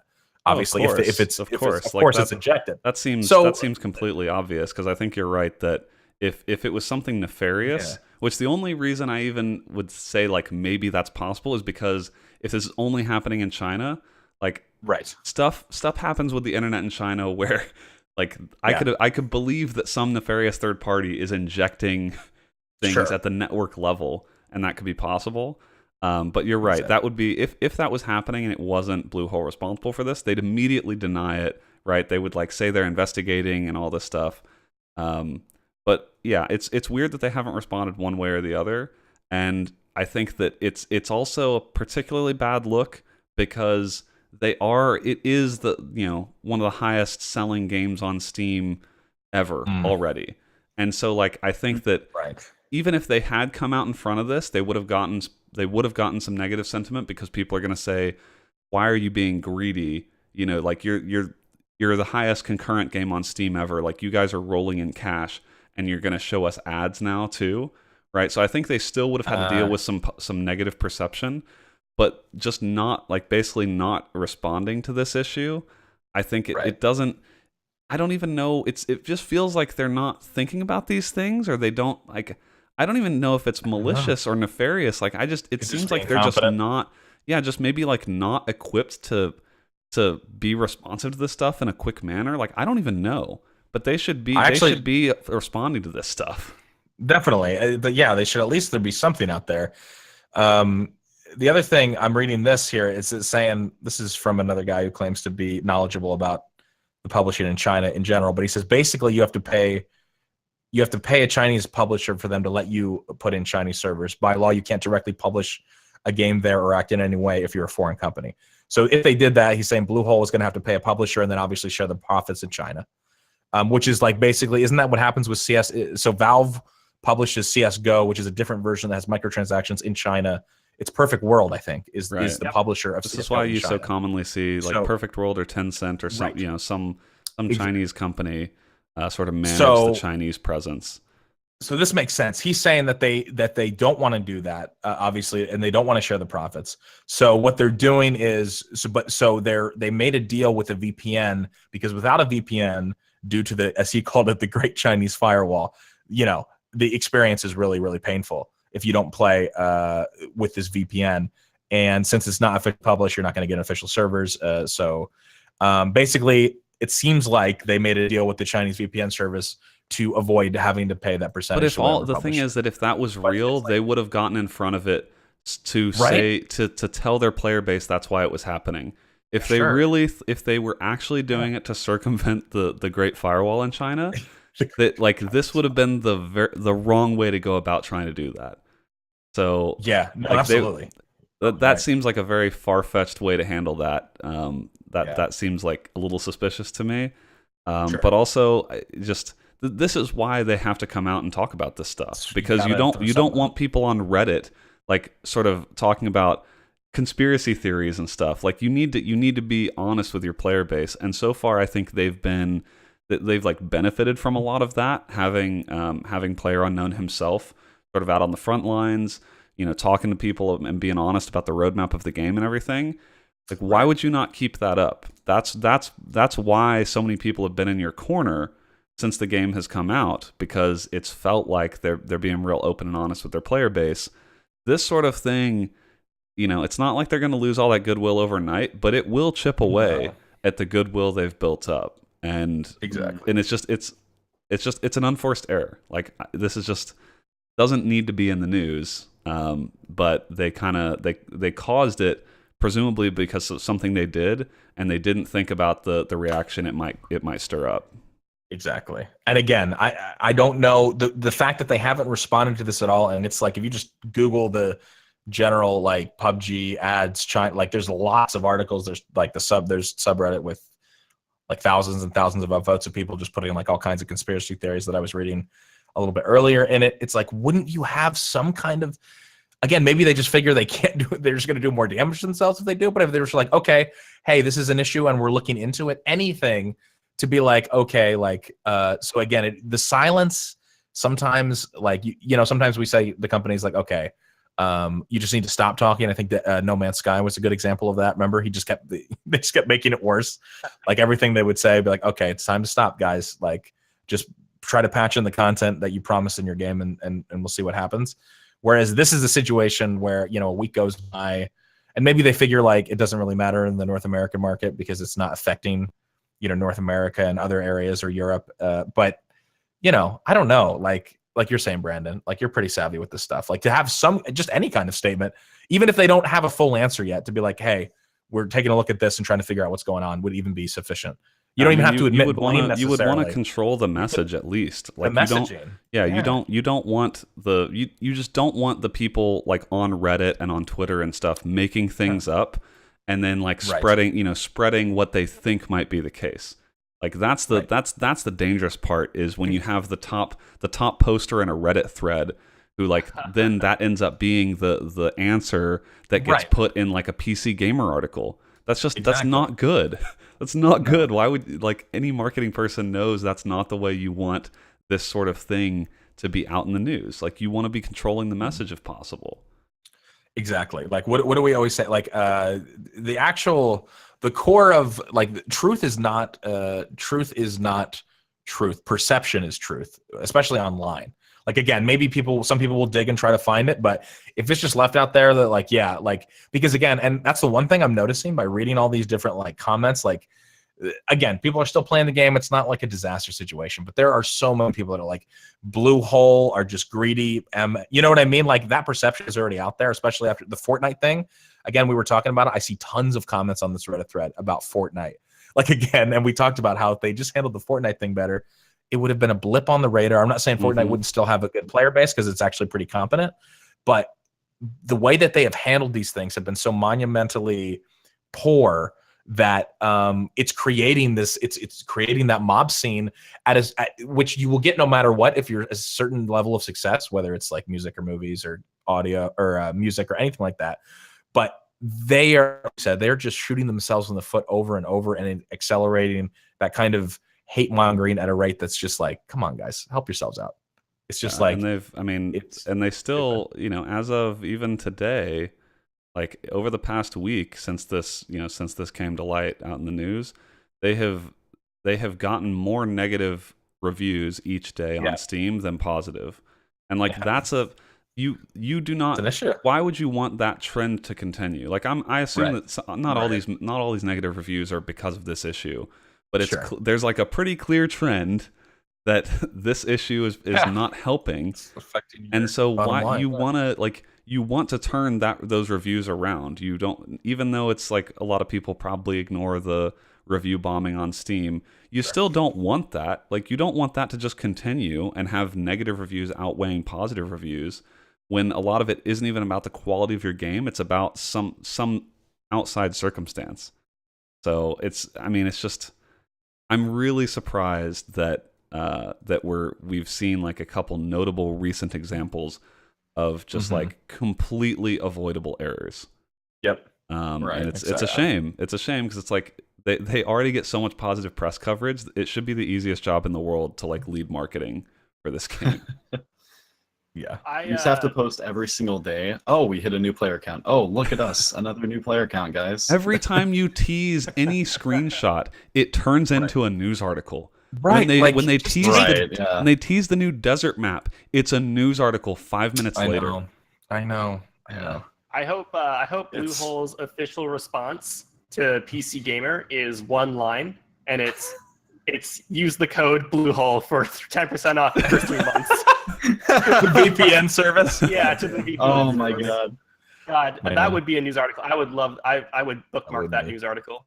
Oh, it'd be so good. Yeah. No, I'm totally with you. Brandon. It's like we'll just see. We'll continue to see what happens. And again, they've got a lot of unforced errors here, like you're talking about. And will they be able to button it up? I don't know. We'll have to see. I mean, regardless, the game is still growing. Like we said, I'm about to hit 2 million concurrent. It's crazy. Mm-hmm. It's unprecedented. I'm not saying that like, no matter what you're going to do, if you're going to be a game like this, there's going to be hate and stuff and people, questioning what you do. But these are not situations that are really ambivalent. These are things that, like you're talking about, that we're like, come on, this is like some basic common, just good PR stuff. And they've dropped the ball. So we'll see if they actually have a response. I'll be really interested to see. It's been a week and there hasn't been anything. So maybe they're trying to figure out what they're going to say or how they're going to frame it. But and then just give a definitive, like, again, is this stuff that is injected, by third parties, or is this actually something that they made a deal with the VPN? Yeah, give people some confidence that you know what you're doing and that there's not like a security hole in the game. I mean, like, that's what I would want to address is I'm assuming it was like them that decided to enter a business deal with this VPN service, but it's not clear from these articles. So like, you don't really know, and some people might be saying, "Oh, is PUBG insecure? Could someone just inject something into PUBG?" And the answer is almost certainly no. That like it's not like you're gonna get a virus or something from PUBG. But not everyone knows that. Like, you've got to get out in front of things like that and say, "Don't worry, this is something we sanctioned. It's like it's no big deal, and here's why it's no big deal. Here's what we did." Yep. Like, this is so common sense that I'm amazed that they haven't responded in a week.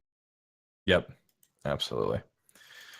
So there you go. There's your PUBG. A little bit of almost hitting 2 million, and then a little bit of you got a little sugar there, and then you got a little bit of the sour. So sweet. I'm sorry, the sweet and the sour. Well, sugar's sweet, so that was close enough. But sweet and savory. It's a savory flavor. Yeah, that's true. A little bit savory. But speaking of things that aren't so savory for the game Hawken, which, if you guys remember, when I worked at Machinima, I believe we worked directly with this game, and actually some of the money that we got from that Machinima, that Machinima got from Google, they actually invested into the world of Hawken, which, again, really notable, smart things that Machinima I still remember, I think 2012 at PAX Prime, a lavish Hawken party. It was crazy. Lots of money.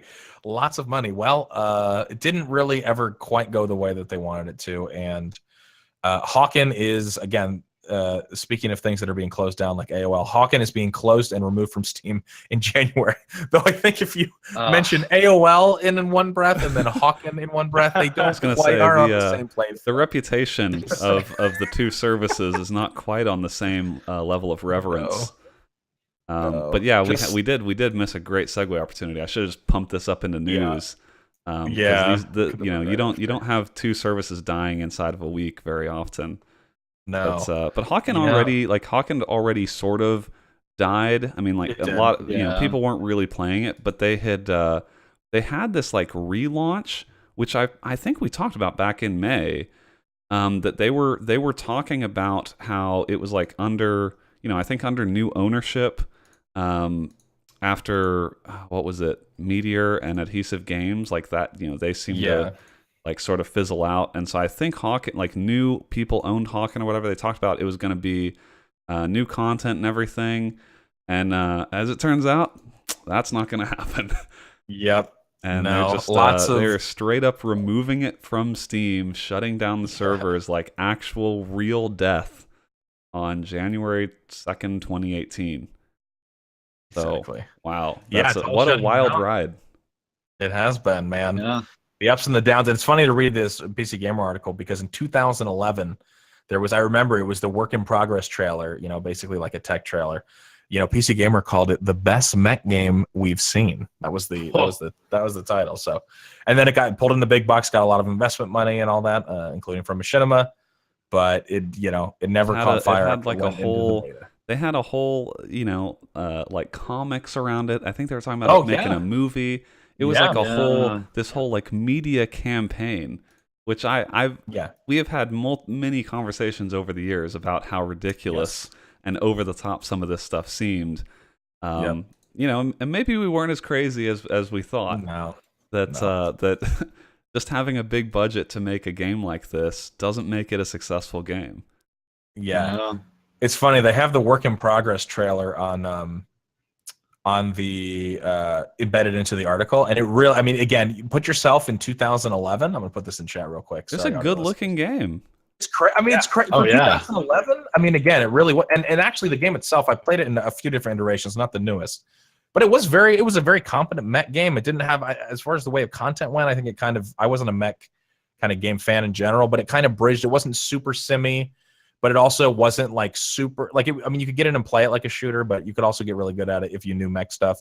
So I think, again, I don't want to say that the game wasn't competent in some form. It just didn't have the it factor that kept people there, or at least enough people, obviously, to play it. It wasn't like a stinker. No, I think it was a good game. Like, it felt tight. It had really nice visuals. Like, I think all the ingredients were there. Yeah. But if I go back and think about like the postmortem on it, it never really felt like the focus was on the game.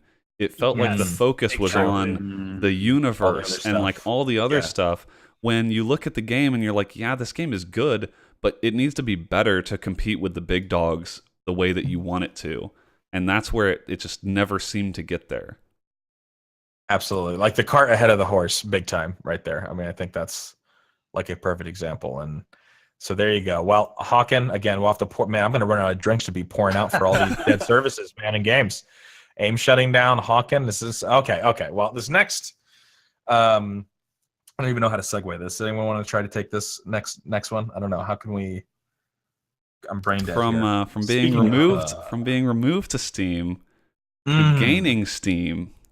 Ooh. Intel has shot back at AMD with a new Core i7 chip. So we've had last few podcasts, I feel like we've been talking about new CPUs a bit. AMD has launched. Yeah. It started kind of with Threadripper, and then Intel has their crazy i9 chips, which are fantastic, but obviously very expensive.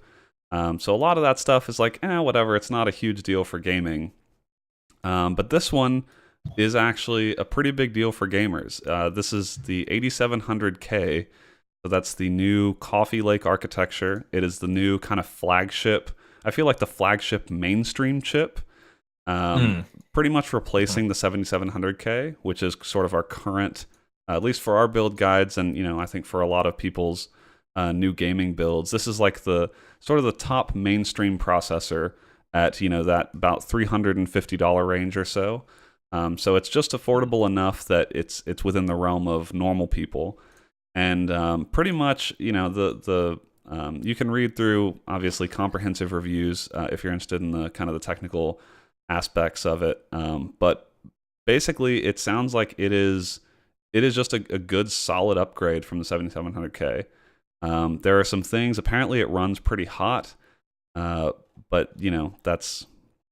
I think it seems like a lot of the details is like Intel sort of rushed this to market to compete with AMD, which you don't love, but also like I guess what's the alternative? Like Intel would have sat on their laurels if AMD hadn't launched the Ryzen line.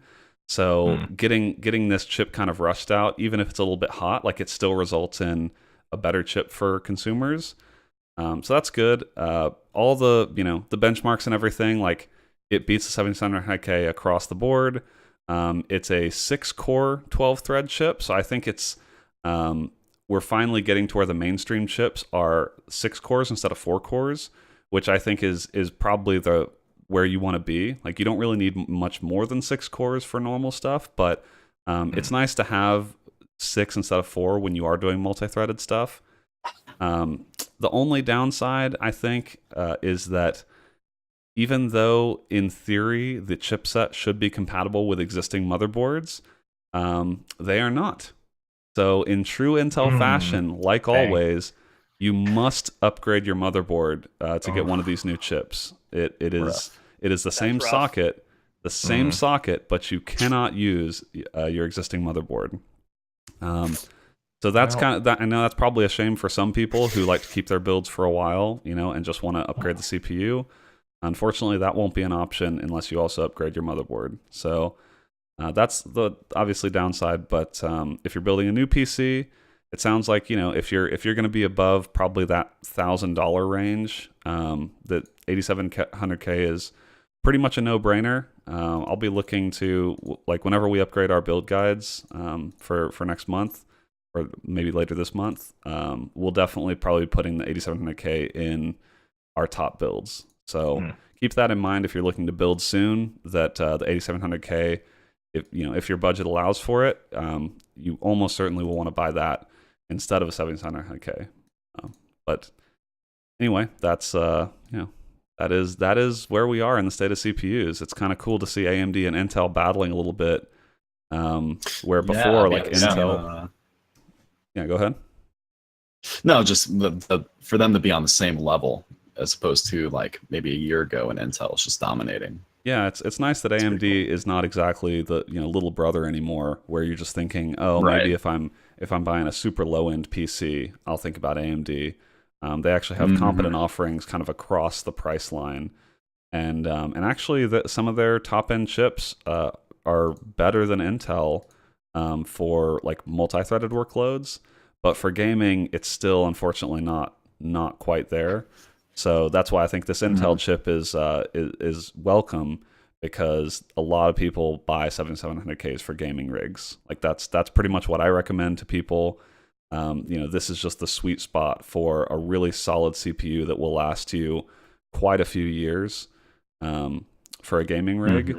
And so I'm this may actually be like I'm maybe looking to upgrade here within the next 8 months, 6 to 8 months. Okay. And upgrading when a new CPU generation comes out is usually a good bet, because it ensures that you get kind of the longest life out of your PC as possible. So it's a good time to upgrade, because video cards are always going to be changing and stuff. That market moves a lot quicker. But CPUs, I think an 8700K, you could easily get 4 years out of an 8700K, if not longer. Yeah, that thing is looking to be insane. It's just it's really cool. I've started putting aside like just money for the inevitable, like not a bunch of money, but here and there, just any kind of spare, sizable, to a point where it's like in 2 years I'll have enough to just make another monster PC. So it's really exciting to just see, CPUs get better, new graphics card generations, and it's like, okay, the jump. Like I'm gonna see how far I can push this 970, this 16 gigs of RAM, It's nice. I have an i7, but it's like I'm just waiting for that jump. It's gonna feel so sweet. Yeah, well, and it's kind of crazy too, because like when you go and look at a lot of the reviews, like a lot of the sites, they're not even. I have a 4790K, And the 4790K on the Ars Technica review, it's not even there. Like they're not even testing against these older chips. I think because in some cases, it's obviously a lot more work, but in some cases, like the differences are so drastic compared to the a generation from 3-4 years ago that it's not even worth benchmarking against them anymore because they're not even like on the same scale. So yeah, when you're upgrading after a few years, like you'll definitely tell the difference. And just looking at the difference between, go ahead. No, sorry, go ahead. Just looking at the difference between the 7700K and the 8700K, some of the differences look kind of small, but some of them aren't small. And then if you look at like the generation before that and before that, like some of these kind of feel incremental from one generation to the other. But then when you think about, if my CPU is 3-4 years old, those little incremental differences actually add up to be pretty significant. And so if you're upgrading a CPU after 3 to 5 years, like you're going to feel the difference. Oh yeah, especially like jumping to DDR5 when that hits, it's going to be so good. I remember, and to speak more about like CPUs not showing up on like benchmarks, I remember upgrading from my 550 Ti and just thinking like, okay, where's the comparison? I don't see it on the graph. Just, oh my god, that thing, it could play League of Legends at 50 FPS, dude. Nice. Shit. Crazy. Yeah, that's awesome. Next up, KD, why don't you tell us about Marvel's rough weekend? Yeah, so Marvel versus Capcom Infinite, which it's not had quite the graceful launch which a lot of people have hoped it would. I know, well, actually, let's be honest, a lot of people haven't been hoping they would. The hype for this game just haven't been there. I remember a time when I was going to say, I thought people thought it was going to be pretty bad. People were really negative on the way it looked and like the character designs. People were like, eh. Yeah, from debut. I remember a simpler time when it was Wins Marvel. That was a huge, meme, and that was all that rage. And then it really happened when Dragon Ball FighterZ was announced, and all the memes outpoured about how much better that game looked, and just I mean, there are some great videos of editings, but so yeah, Marvel versus Capcom Infinite is out, and just to speak more, not really about the game itself as far as like visuals and content. There have been some I think it's interesting to look at what the game has been like going through this past week. So already an Infinite has been discovered with Spider-Man, in which you use the Reality Stone, which sends out a projectile, and then Spider-Man uses his like web shot ability, which holds someone in place. And using these two moves doesn't build up the meter where you can break out of certain infinites.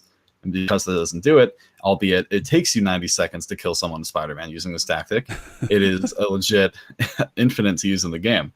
And you might think, it takes 90 seconds, and how easy are you going to land that in tournaments? In this Kotaku article, it talks about how there are plenty of legitimate setups with, about 5 different characters, maybe even more. And it quickly became obvious, this Infinite could be used a lot of different places. And it's been quite a lot of dispute about that, whether or not it should be banned or whether or not it adds charm to the game. But other than that, just the game just hasn't really been performing well at tournaments. I remember the SoCal regionals were going on. Unfortunately, Filipino champ winning that. I absolutely can't stand that player. That's another topic, though. But just looking at the attendance for these events, the SoCal regionals, 170 players registered for the games. It was this part of Marvel's like Battle for the Stones event where like you would win events, and the winner would get like Infinity Stones to use, which would give you powers at the main event, like you would erase a loss in the set or switch opponents in the bracket. It's kind of weird stuff. But yeah, that first event got only 170 people attending. And then according to this article, for their event in Italy, a scant 13 people signed up. And for given the attendees, there were barely enough people to have one 8-player bracket in this official tournament, which is just heartbreaking. That's pretty rough. Then, I was going to say 170 doesn't sound that bad, but then when you only have 13 at like your next event, that's that does not bode well. Very rough when your main event is lasting 20 minutes on the stream to get through all these matches.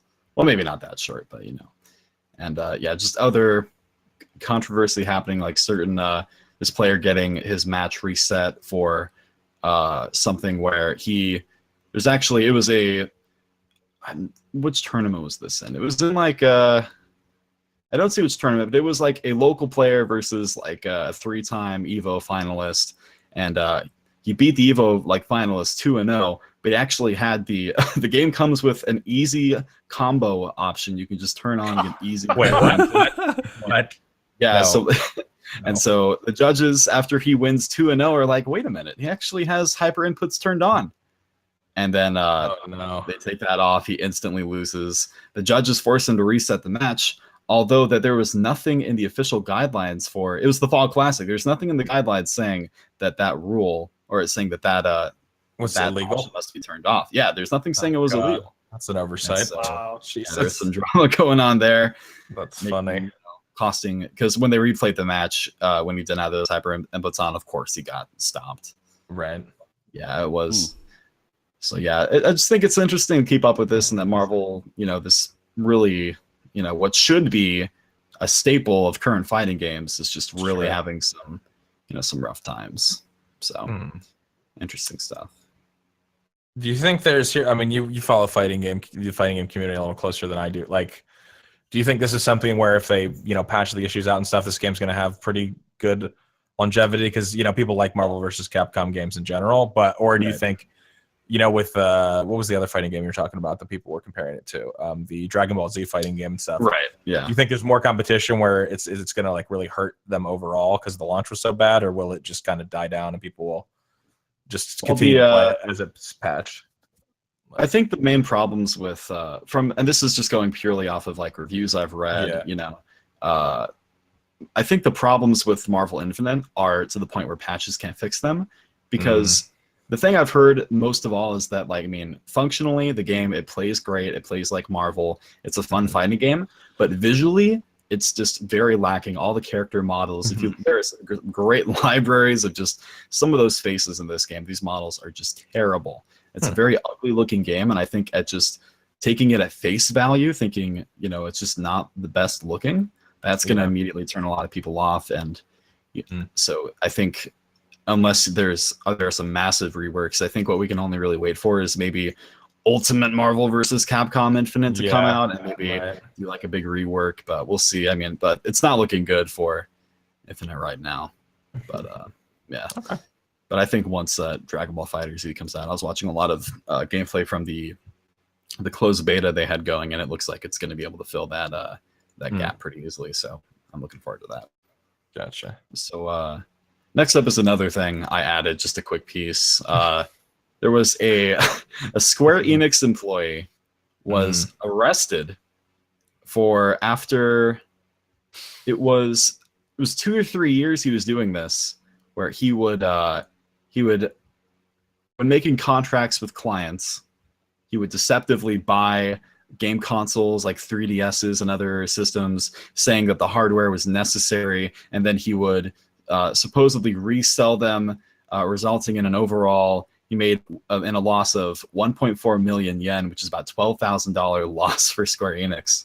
I thought it was really funny how like he was able to like keep this going on for that long, just making like little side money every year with all these consoles he needed and then would resell. The crazy thing is, like, why would you risk this for $12,000? Yeah, I know. That's the biggest thing. Like, what are you thinking? That's really not. I mean, it's not crazy. I like Square Enix's statement. It's just like so tepid. Their statement is, quote, "We're making an effort in employee training to prevent this from happening again." Right. But it's like, what do you mean? Like, that you're not supposed to sell company property that you didn't need in the first place? And do not do that. Sounds like he did it totally by accident. Like, no one said I couldn't do this. I mean, it's not in the handbook. Like, come on. Like, I love that statement tells me that someone probably emailed Square Enix and they were like, apparently this news outlet wants comment on this guy, and he we lost like $12,000, and they were like, yeah, for Square Enix, like $12,000 over the course of like a few years. Like, who cares? Like, yeah, we're gonna try. We're gonna put it in the training. It'll be a slide that says, "Hey, don't do this. Don't do this." We're gonna redo our training video. We'll toss in a slide with this guy's picture on it and be like, "Hey, don't resell these. Like, don't put hardware you don't need in contracts, and just like then don't resell them." For personal profit, like maybe just don't do those things. They check that off the training list. All right, let's move on. Yeah. All right. Yeah. Pretty simple concept to grasp, but that's funny. Dang, that's crazy. That'd be a shame to throw your career away over for $12,000. And also, like this actually seems like it would be a lot of work too. Like you would have to order all the handhelds. Like, where are you going to store the handhelds? And then are you like taking them and shipping them yourself? Because like you can't. It's not like you can take them to the mailroom and be like, "Hey guys, can you mail this out for me?" He would just stop by GameStop on his drive home and stuff his 3DS. Employees are like, "God damn, dude, where do you get $12,000 worth of 3DSs?" Like, I just keep getting them in. Wow. Wow, that's. All right, well, he'll be in a Japanese prison. I don't know what kind of vile shit goes on there, but he'll be interrogated by the muscular, the convicts, asking him what he's locked up for, and he'll say been legally selling company 3DSs. I thought you were going to say by the muscular robot guards or prisoners, because it's Japan, so right, I'm assuming they've automated prison at this point. I may have done the math incorrectly here, but I was looking at, so say over 2 years he sold $12,000 worth of consoles. I use the 3DS as a benchmark since that's the one they reference, and it's about $200. So that means he sold about 30 of these things a year. Oh my god! He's just like giving them away as Christmas presents or something. Yeah, exactly. It's not like when I first read this article, I imagined him accepting crates of consoles, but no, it's about 30 3DSs a year. Oh man! Like you want to, if you see this in a news article, you want to believe it's like this, this criminal enterprise. Like if I saw this guy made like $1 million over a few years, I'd be like, oh, okay, so he was pretty serious about it. But this is like it could have been an accident. If you did, I mean, it like $12,000 in a hardware contract with some vendor, like that could be an accident. But I mean, I guess it's not. But it's just it seems super funny that it's like he gets presumably fired and and I guess indicted for $12,000 of hardware. Hope it was worth it, man. Yeah. Damn. In lighter news, in more now we're really going down the weeb rabbit hole, gentlemen. Yeah, you're closing out this with weeb news. Some weeb shit. Yeah, I'll say my piece, but no, actually, that Square Enix article was just a transition to talking about games from that region. We go from really eccentric, fighting game to really eccentric media staple of a country, being Japan, and now we're really going down the rabbit hole. No, but Neo, which came out this year. Feudal Japan Dark Souls-like action game is going to be coming to PC pretty soon, November 7th, as Neo Complete Edition, which is going to have all of the DLC that came out for the game, which so I'm pretty excited. I never got around to it. Now I feel even less inclined to get around to it because I'll just be buying it a second time on PC after buying it on PS4 and never playing it, so I'm in an awkward place. But it's kind of weird. It talks about how the PC version is going to have the two different visual modes like you had in the console version, where you have action mode, which focuses on frame rate and kind of dumbs down resolution and anti-aliasing, and then you have movie mode, which locks it at 30 and brings up the resolution anti-aliasing. I'm like, what are these two distinct options doing on PC when you should be able to just custom tweak around everything and have the best of both? I mean, yeah, I just found that weird. Hopefully it won't be an option that either high frame rate or high resolution on a PC. That would just be ridiculous. Hopefully it doesn't say in the article, but I mean, hopefully it's not like it says that action mode aims for a stable 60 FPS. Hopefully that means it's not just locked at 60. And you're right, like I guess it's fine if you want to give these choices. But I would really hope there's an advanced settings menu where you can actually just set all the stuff that's available to customize on PC. Definitely, yeah, that would be a necessity.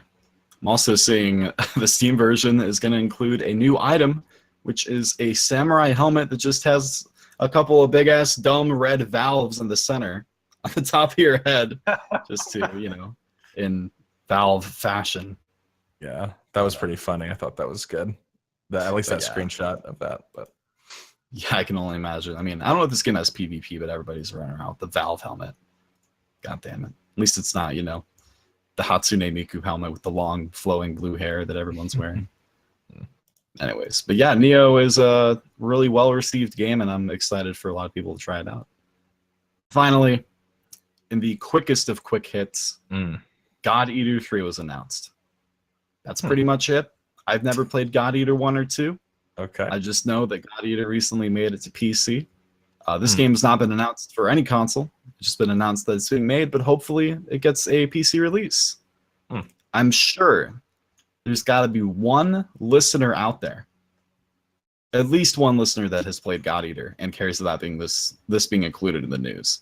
And for that, you're welcome. Gotcha. It was for that person. All right, fair. One audience member. Yeah. I'm looking out for everybody, man. As a quick palate cleanser, I was curious at looking at the demise of Hawken, and I looked at the 24-hour peak for Hawken on Steam, 129. So not maybe not as bad. Oh as my God! I might have thought. Really? I actually checked 24-hour peak for Lawbreakers, 127. No. I was just gonna ask. They have two less players. I could not help myself. God. I didn't go one podcast without kicking Lawbreakers in the stomach again. I didn't want to. I could not help it when I saw this player count. I thought I have to look. I have to. The thing is, you don't even. It's not even. It's just using. It's just using stats. We're not even. We're using hard science. Yeah, here. These are objective facts. Objective facts, and it's just brutal. Hawken 129. Like when you consider they deem it not worth it to keep their servers up for Hawken when there's 129. Yes, not many. Of a game 3 years old that no one truly cares about, and a game that just came out. Like Lawbreakers has 127. That's it's crazy. You make of it what you will. These are just I have presented the numbers objectively without comment. Jesus. 71 playing Hawken now, 67 playing Lawbreakers. These are numbers. These are just objective. I cannot change them. It's sort of painful to know that they haven't given up on Lawbreakers at this stage. I mean, like, obviously because it came out so recently, they don't want to. Yeah. But it's just like, it feels like I'm watching something die on the street right now, and it's trying to crawl to safety. And I'm like, dude, I want it to die because there will be less suffering. It's kind of like watching a car crash, and just you're not sure at what point you're not really sure at what point it gets the worst. But it's not. You're wondering if it's there yet, and like I just want to keep checking every now and then to see, like the game deserves better. The game deserves better than this. Yeah, it's not a bad game at all. It's just. I think they deserve better than Hawken. Okay. Right. Yes. I think objectively it is. They're different, but yeah, I think overall. I think the smartest thing for Lawbreakers to do, because right now, let's face it, there is no hope for this game. Like, I don't know what they can do if they continue this release model. I think the best thing they can do for this game, give it a couple months, hit the development studio, add maybe some new characters, rework the UI so it isn't complete shit, make the game more accessible, and launch it free to play. I mean, if you want people done playing in the first place, they should have kept the free to play. We're definitely maybe a month or two away from that announcement, where I'm sure we will talk about it on the cast. And even then, I don't see myself playing it. No. I remember the beta was confusing. I remember at LAN, I would walk by and I would see Titty sitting down playing it. I'm like, this is Lawbreakers. And then I just walk away like, I can't watch this. But I mean, some work definitely needs to be done. This article wasn't even about Lawbreakers. We went from I've just done that in there. Hear me out. I think they should free to play, launch it in Asia, and focus on that market or something, or South America. I'm dead serious, and go with microtransactions and like get it, because North America, it ain't happening, honey. And I don't think it's happening in Europe either. So again, I'm not saying you can't get the game without platforms over there, but like really make a conceited push and a conceited effort and be like, okay, we're going to really focus. We're going to get somebody in China to publish this thing, and we're going to make some money, even if it just means we got to split 50% of the profits. Because I mean, I don't know. I like you said. Are you saying Katie, they should consider pivoting? I think they have to pivot, or they make a battle royale game mode. That's really, I'm not even kidding. They feel like they're two options, because oh man, I'm trying to think of any way that they can bring this back. And like you said, even if it goes free to play, I've played it. Like I don't think there's too many other. I actually think you're right. I would not if tomorrow they announced that they were like launching a battle royale mode, I would not be surprised one bit. No, oh my God. I really wouldn't. I wouldn't. And I wouldn't blame them either. No. It's going to be the new like pivot. It's going to be the new pivot of like, all right, let's, because it is the mode is the hot-ish right now. So yeah. I really want to log into PUBG and just see an ad for Lawbreakers in the corner. That would just kill me. I would crumble. Lawbreakers VPN service. So I think instead of talking about games that are dead, we should talk about some games that are just coming to life. Nice segue. In our new release section, baby. Let's go. Here we go. We got some good stuff this week. First up, Deadbeat Heroes by Deadbeat Productions from Square Enix. By Square Enix, they had enough money left after reselling the hardware from that guy to publish this game. They're gonna make it all back. 12,000, just enough budget for this game, it looks like. Sorry, that was mean. What the hell is this? I'm not gonna lie. It looks it's a weird art style. It's a local co-op only, sadly. It's a 3D brawler where you dodge bullets, steal superpowers. Mainly there's this one feature that they advertise in key features. It says Twitch streaming. Chat appears in the news ticker. Chatters become baddies and are featured in end of level credits. All right. When I was looking at the art style, I thought to myself, this looks like YouTube fodder. And I guess if they're trying to integrate this same thing, this is targeting content producers for sure. There you go. APL's going to be streaming this, so we'll go down the alley. You'll see an enemy named Furious. No, you're not. Yes. All right. Don't do it. I mean, I'm curious. Like, what do you? I think that's. I actually think that's like an interesting feature. It's sort of one of those things where like why not do that? Sure, it's because easy. it makes it potentially a little more streamable than sort of this local co-op game might be otherwise. Sure, that's true. Guys. I mean, it's not a bad thing. I don't know. I may be judging it too harshly maybe it's really fun to play, but APL, listen. Hey. There's wall running. Oh, really? Is that one of the features? It says you can air dash and wall run through London. And when I see wall run, I just see purchase. I just see money made. Okay. Well, there you go. The fact that it's only local multiplayer. That seems kind of odd that you'd have a feature about being online and then just be only a local co-op. Well, it says multiplayer and local multiplayer. Does it mean it's both? No, it's Yeah, one it looks like it's player just local. Yeah, you're right. That's an issue. That's too bad. All right. No word on a price yet, but this comes out October 10th, approximately 1 day and 11 hours at the time of this recording. There you go. Next up, Middle of Earth Shadow of War comes out that same day, which I have not played the first, the Shadow of Mordor, but from the reviews I've been seeing, everything I've been reading about this game looks like a pretty... Not just another Shadow of Mordor. It looks like they're making some big improvements. Although I am hearing some rumors that the true ending of the game is locked behind either grinding or using microtransactions to reach a certain level currency, which is just fun. Just a great design choice. Good feature. Yeah. But no, if you're into that, get ready to request time off. I think it might be a little bit late now, but lock your doors, close your blinds, but this game looks. People like Shadow of Mordor, so they did. Yeah, I didn't play it, but I know a lot of people really seem to like that game. So yeah, I haven't played it yet, but I don't know if it was the most recent one, but the last big Steam sale they had, the Game of the Year edition of Shadow of Mordor was on sale for $3.99. Yeah. And Yeah, I was gonna say I think I own it, even though I haven't played it. Right.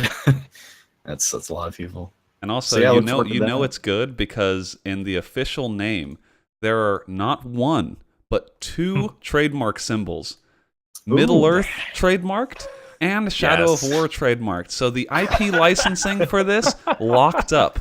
Do not think about making anything called Middle Earth or Shadow of War without talking to WB Games. Just don't think about it. That's right. Nope. I actually just got an email asking me to appear at court for thinking about it. Oh, that reminds me. Someone in chat asked me how my jury duty went. Oh yeah, you didn't talk about that. Mainly, I filled out a paper, sat for 2 hours, and someone came out and said, there's been a development. The interpreter did not show up. Oh. And so the case was not thrown out, but it was canceled. And I fulfilled my civic duty. It's good. So, yeah. That's a good outcome, honestly. Yeah. Good for you. Definitely. Not being, sequestered or anything. Yeah. Something equally as horrifying as jury duty. Evil Within 2. Nice. Thank you. There you go. Coming out October. You're making up your own segues. You got to bank this kind of stuff so that you can, instead of having to be topical with segues, you just start talking about something else, and then you create your own segue. Yeah, this is good. Yeah, exactly. That was masterful. Thank you. Thank you. I've been working for so long, and to get that, I appreciate it. Anyways, no, but don't ruin it, Katie. All right, let's go. So the Evil Within 2. It's been 3 years since the first one. It feels like Evil Within 1's been out for a while, and I'm excited for this one. I liked the Evil Within 1. I think sometimes it got a little crazy with the amount of they started throwing in enemies that could shoot at you. I think there are just way too many stealth sections in that game. But from what I'm seeing here, it looks like the movement is more fluid. It looks visually, it looks like a really, really well made game, and so I'm excited to. I really want this to be good. I want it to be being made by Shinji Mikami. I want it to be the next big Resident Evil. But I'm looking into because I remember when they did a sale for Evil Within 1 and it was only $5, and I hadn't played any of the DLC and those are on sale too. And I'm reading reviews like they're just filled with stealth sections. Yeah, I played that entire game in the course of like multiple months on Darkroom with Lester and Gina, and it was hard because it was like we'd only play it once a week, so it was hard to like remember like what parts was which because the game's so fucking shit crazy. But there were certain it was broken into like four or five main sections, I feel like, and like certain sections were really good and other ones were like you said like what the fuck is the stealth section, or like it just didn't really like vibe. But overall there was a lot of disturbing stuff, and it was hard, like an inventory, like again inventory management, and like you had to. It was definitely brutal. So it'd be interesting to see how this game is. Maybe more refined experience, but I think the Evil Within 1, first half, maybe first 2/3 of that game was really good. Yeah. So definitely do more of that. Also, I hope the game makes fucking sense this time, because that first, you're talking about, having no idea what's going on. Like one playthrough, you'll be completely lost. You'll like, I'm not gonna spoil it, but like, I vaguely remember the end of that game, but I couldn't. All I remember is we were just like, what the fuck? What? What does it mean? I landed right next to this rocket launcher with 20 rockets, and I woke up, and then I died, and then I woke up. Anyways, it was exactly crazy. So hopefully they learn. As our resident new releases expert here, I need your professional opinion on this. So the Evil Within 2, all right, it's coming up on we're in October, right? Halloween season. Right. So the Evil Within 2, obviously this is when you want to be launching, right? Leading into Halloween. Oh yeah. But Friday the 13th. But then perfect. October, Friday the 13th is in October. So you're flipping out, right? You were just flipping out because this marketing writes itself. How many horror games are coming out on Steam on Friday, October 13th? It's got to be more than a dozen. Yeah, it's a good time. I think you're right. Trying to hit that mark. I already know movies are coming out on 13th, like plenty of horror movies. So, I mean, I just going through like new releases. I did go through like all the, indie games as always. There was a lot of shite this week, but there were plenty of horror games. So yeah, like you couldn't ask for anything better. If this game doesn't sell, it will not be because of the marketing department. They're just going to sit back and watch the cash roll in. Oh yeah, this is an ideal horror game release time. Like this isn't would you say something like I don't know, Lawbreakers launched at the same time. What game was launching when Lawbreakers came out? I forget, but it was a pretty big title. But then after that, they did a free weekend, and that was when the Call of Duty. Yeah, I also have to not to shit on Lawbreakers again, but they did their free weekend when the Call of Duty World War II beta was free. So stupid. I don't. Part of we were talking about this before, but I swear to God, like Cliffy B, this is not like he's burning it down from the inside. Like there's something going on like this has nothing to do with. There's something we're missing here because it doesn't make any sense. You go like, okay, well, let's wait till there's a slower week and try to do that. Yeah, let's try to compete. Our game is already dying. Let's try to compete with another player base, let alone the Call of Duty player base. Like, I just didn't. Anyway, so again, not to continue to drag Lawbreakers through the mud, but when you said smart like launch decisions and times. Oh yeah, I don't think I just looked it up. I scrolled through my little Windows calendar. We're not going to get another opportunity like this until 2023, people. Yeah, absolutely. If you're making any sort of horror IP, like if you're not launching this Friday, why even bother launching? Totally. If it was 2016 and Evil Within 2 production is finished, just delay the game for a year. Yep, just wait it out. Yeah, I see on the 13th such horror titles as Lumberjack VR. Oh God! No. Terrifying. Also October 13th, Holy Potatoes. What the hell? That sounds pretty scary. Is that the real title? Holy Potatoes. What the hell? That is indeed, with some punctuation. So you have to determine the voice inflection yourself. There's a lot of stuff on the 13th. Definitely lots of horror games, from what I can tell. Actually, the only one that has a real horror sounding name is Call of Nightmares, and this looks like just not a good game. This looks like the kind of game we should not be talking about on the cast. Yeah, it was not a very good week for aspiring indie developers. Which is I'm just gonna drop it in chat. You can just enjoy that. Let's take a look at this. Surely it can't be worse than the Mexican. My! Is that on the trailer? These zombie sprites here. How does this shit? This dude paid to get this on. Like, why would you even pay? What are you doing? Animation for the UMP. The audio listeners, please go on Steam, watch the trailer for Call of Nightmare. In the trailer itself, when he's getting like 3 FPS at certain sections, like when he like drags it belongs in that PC history collection I was talking about earlier. That's some 3D technology right there. Oh man. I mean, I don't want to talk badly if this is just like some fun project someone did, But I mean, look, if you're putting it on Steam for sale, well, maybe it's not for sale. I don't know if he's going to actually sell it. Doesn't have a calculated. price. He's releasing on October 13th. But I don't care if this is a project. Yeah, it's like, you know what? More power to you. Even if this game is not any good, you lined it up with Friday, October 13th. Like, you did it. Yeah, that's points. But whatever you do, don't go on his other made games and look at Last Soldier. If you thought that a game couldn't look worse, I mean, I know we're going off on a tangent, but Jesus Christ.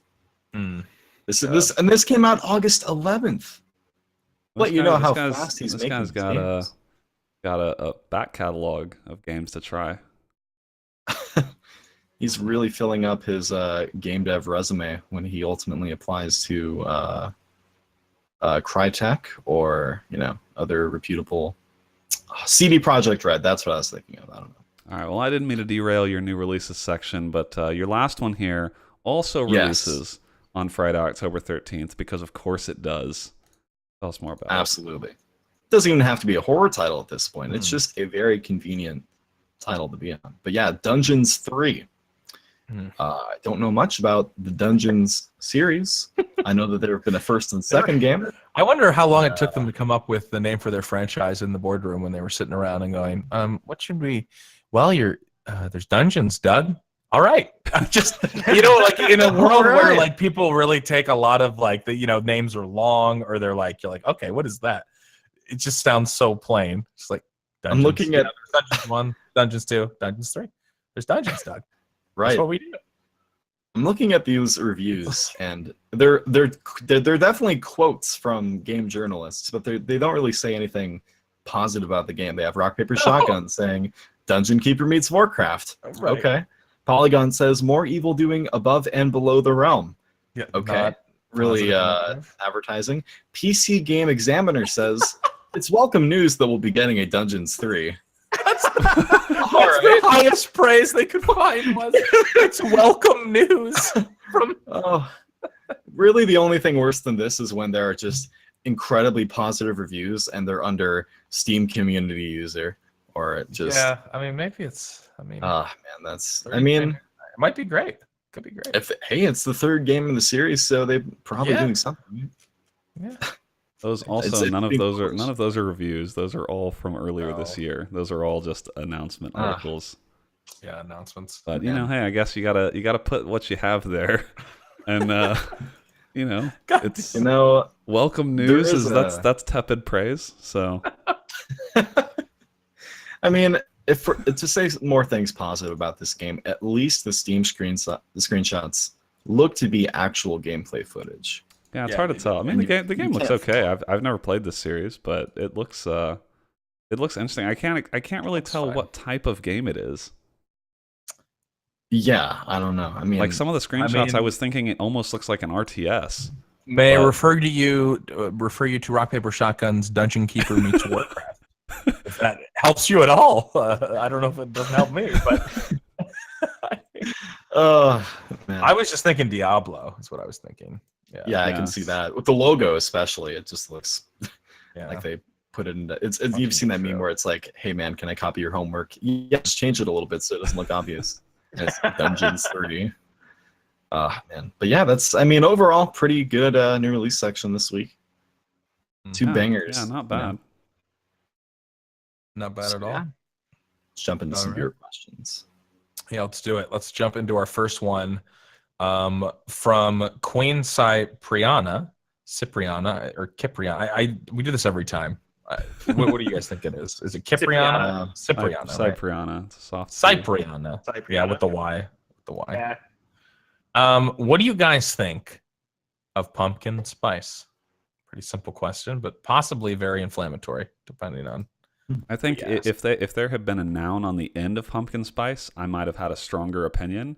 But it's hard to say because pumpkin spice, some things are good, but like the where everyone's mind goes at the start is pumpkin spice lattes, which I really don't care for. Like I like pumpkin things in general, like pumpkin bread. Pumpkin.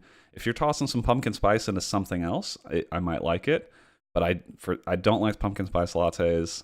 There are some other pumpkin related things that I don't care for. But I can't. I mean, I don't know. Pumpkin spice is like it's so I think divisive depending on what it's in. Definitely. Well, my issue is, and again, I don't care for pumpkin spice. I don't do anything in the pumpkin spice thing. It's when I went to my local grocery store that I shop at pretty recently, and this is the prime pumpkin spice time, and it is. I mean, products that have absolutely no business where you're just like, why did you pumpkin spice this? You only pumpkin spiced it because it's, the thing to do. That's really what irks me. And I really need to know if supermarkets and businesses do this, there must be, like if they're adding pumpkin spice to all these different things, they must be doing it because it works, right? Like people are buying this stuff. I want to know the people that are, because I don't know very many people that, like, I feel like I talk to most people and they're like, yeah, all right, I might have a pumpkin spice latte or something, but not to the fandom of things that I'm seeing that I'm just like, there was like a pumpkin spice, what did I see that really triggered me? There was like a pumpkin spice tea, cold tea thing. And again, whatever, it might be fine, but I was just like, well, that's not neat. We don't need that. I think what is it? I kind of agree with you, Scott, that I think it kind of seems like pandering to people just looking to buy stuff. Yes. Yeah, I don't. Like, who's it for? Like, I haven't met too many people that are like, oh yeah, I got all the pumpkin spice stuff. I just don't.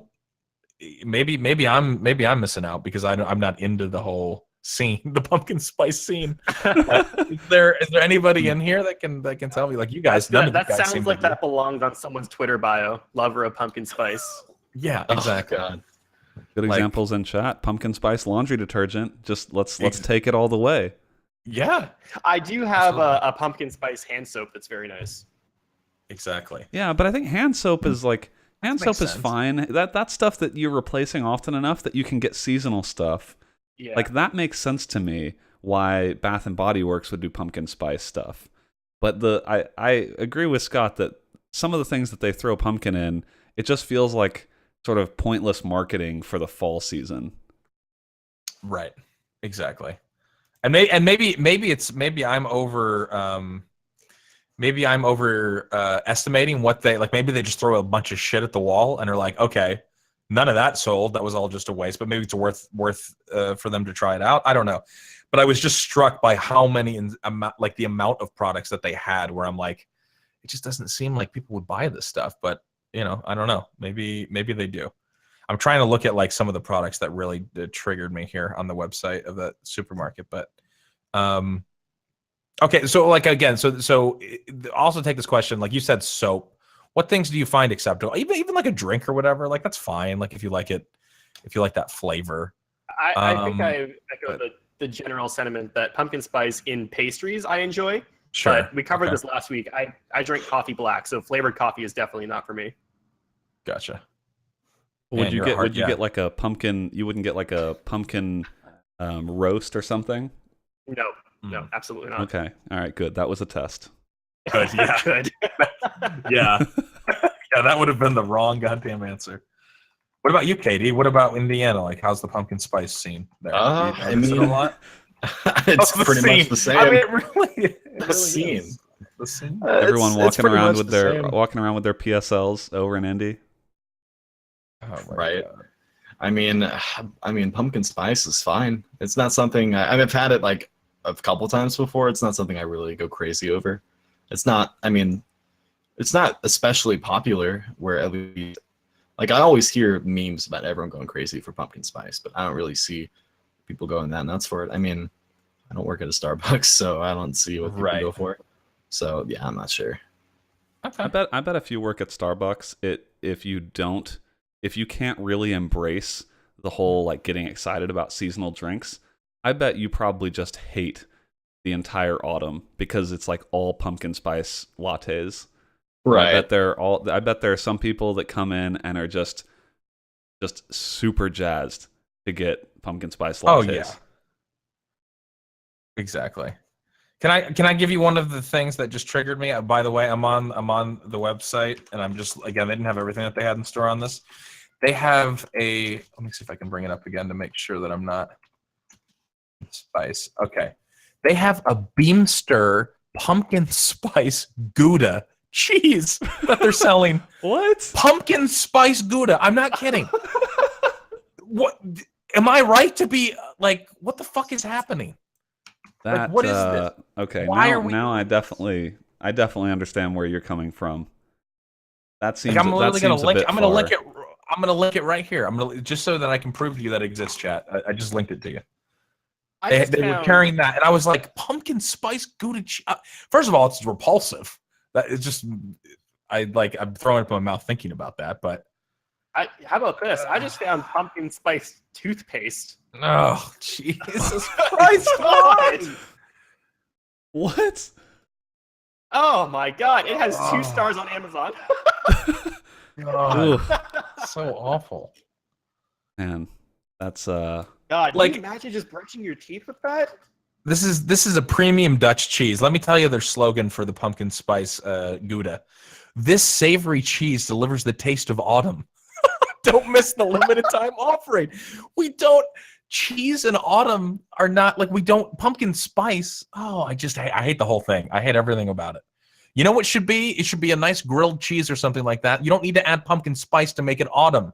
It's just cooler naturally, so you can eat like things like soup and grilled cheese. You don't have to add pumpkin spice to it to make it autumn. You got by the nature of what you're offering, people will like it certain times of year. Oh God. I think I guess it must just be that people go for the novelty factor. You know, it's like I guess if you like pumpkin stuff, you'd be like, ooh, this pumpkin Gouda. I like pumpkin and I like Gouda cheese. Like Gouda. So, but I've never combined the two. So let me give it a shot. I mean, maybe. How about some pumpkin spice Oreos? I mean, the thing is, those are kind of like the worst thing. That's not something I would want. But also, I mean, Oreos are manufactured, and you know it's going to be sweet. So there's going to be just like this light tinge of pumpkin flavor. That's not. I feel like that's a little different because like any it's not natural flavoring in Oreos anyway. I think the pumpkin where it's like natural pumpkin flavoring and stuff, that feels weird to me, like in cheese and that sort of thing. But yeah, I mean Oreos is that they're dry. They're part of the problem. They gotta sell seasonal stuff. They absolutely are. They gotta sell seasonal stuff, you know, because your mom is gonna buy the pumpkin Oreos because it's that time of year, and that's gonna get you in the festive mood for Halloween and Thanksgiving. So I think maybe we just underestimate the amount of people that want to be excited about the time of year, and sometimes you gotta brute force your way there. So you know what? If it's pumpkin Gouda that puts you over the line, then by God, that's what it's going to be. Yeah, I guess so. Hey, you know what? Not a judgment-free zone. If I see you with that shit, I'm going to be like, I'm going to leaving your dinner party pretty quickly. The other one I wanted to mention that I found on the Wegmans website was pumpkin spice sausage that they were selling along with the meats and cheeses. Oh no. I again, you've definitely turned me more negative on this because I think I don't love the experimentation. Like pumpkin, let's stick to just the conventional things, right? Pumpkin bread, I think pumpkin and pastry, that's 100% legit. But pumpkin spice and just these like random other types of food, that feels like pandering to me. It does. It's like pumpkin spice can stay in its lane. It can be, like you said, like cookies, drinks, sweet products that make sense, right? That like we don't need to venture into the savory. Just like we said, how ridiculous it sounds that the Beamster pumpkin spices, it's a taste of autumn. It's like no one has ever put Gouda and autumn together in their head. Like, have you? Like, I don't ever. There's no need. We just, it's a far reach. Look, Big Pumpkin does well enough every year. Okay, that's right. You don't need to feed the propaganda machine. No, exactly. Pumpkin spice # stay in your lane. That's how I feel about it. Just like get out of here. But again, thank you for that question. Big Satchel asked us via Twitter. He said, "What are some of your favorite albums to have come out so far in 2017, and/or what bands have you been listening to recently?" So he gives us an out if you don't have anything super recent from 2017 that you've been listening to. First of all, do any of you guys have any recent albums that you would like to talk about? And then if not, what are we listening to? It's just Despacito over and over. Dude, it's a banger. I have not listened to a full album since I think the last full album I listened to was maybe Worlds from Porter Robinson, which was like 2014. I think so, 2014, 2013. But I guess recently I've been listening to a lot of Bastille. Nice. Great band. I have, so from 2016, close to 2017, John Bellion's album, The Human Condition, it's a solid recommend that I could give you. Really good album front to back. Everyone just knows the one song he has that was on the radio. What was it called? God damn it, I can't even remember the name of it. But All Time Low, which is like the most notable, but it's not even close to the best track on that album. There's a lot of really good songs, decent songs on there. It's like a pop album, but it's got some rap. It's got different elements in it. It's solid. An album that I started listening to recently that came out in 2017. There's this band called King's Kaleidoscope, which is this is a recommend that this is a band that they're a Christian band, quote unquote, but this album is not necessarily super overt. They're on Tooth and Nail, which, you know, growing up, I listened to there's a lot of bands on Tooth and Nail that I really liked.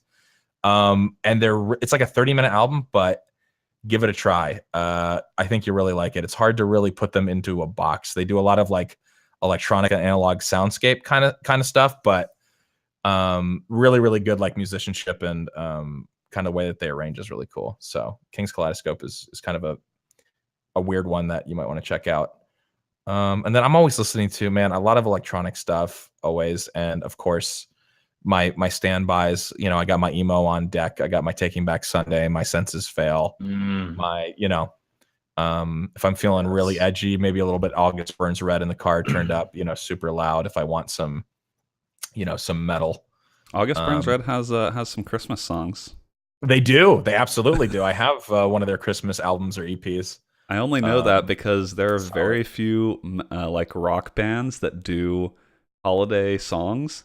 And so August Burns Red just comes up in like every single search for like great. Rock or metal holiday songs. It's just like, it's literally this one August Burns Red album. That's great. Yeah, they do. What about you, Katie? What you been listening to? And Brandon?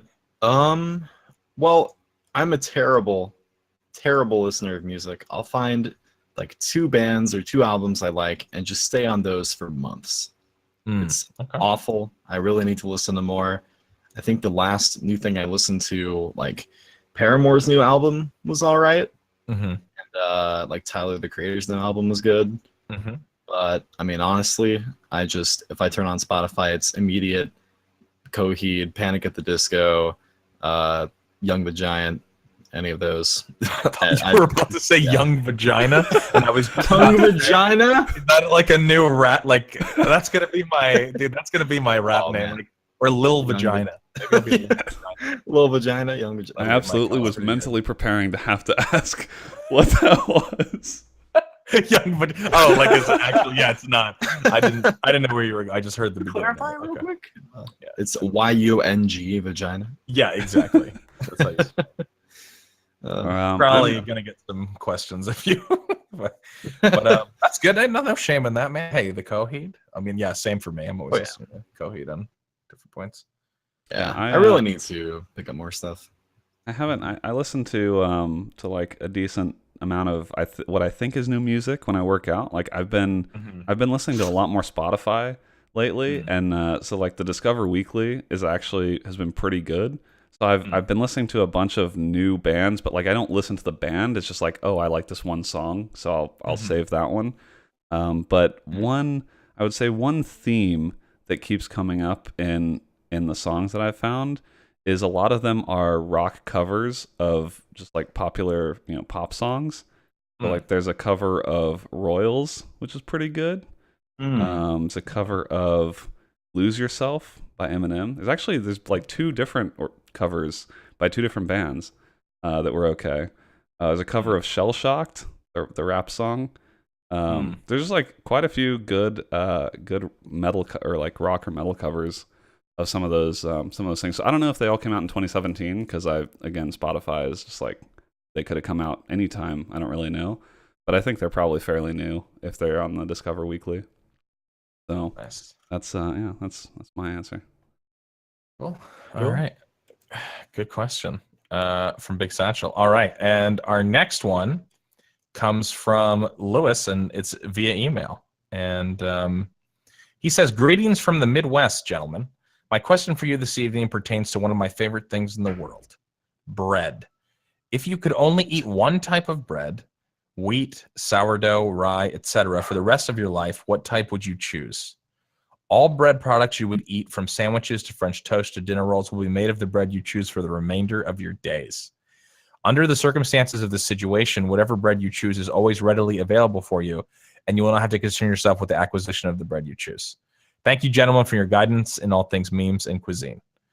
And before we answer, I have to say, this is somebody that has listened to this podcast for a long time, because he went in detail because he knew we would break this down and be like, do we have to get the bread? Are we making it? Is it easy? Nope. He This said is the boundaries he's placed around this question are perfect for just igniting discussion instead of having us focus on the minute details that he didn't address.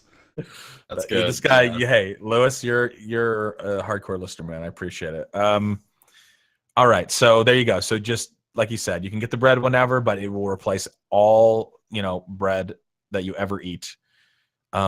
Wheat, sourdough, rye. He just gives a few examples. I mean, there's tons of different kinds of bread, obviously. Oh, man. I feel like because it replaces everything, I want to go with kind of the lowest common denominator, just like some, Texas toast type white bread. Something that you can do sandwiches, like you can do French toast. You can have it with like barbecue. It's not like it doesn't work great for the kind of dinner rolls situation. Like, I guess it would kind of be a shame if you go to like a really nice restaurant and they have like some real nice bread and some spreads or something. You would just be like, oh, let me put this spread on some pedestrian white bread.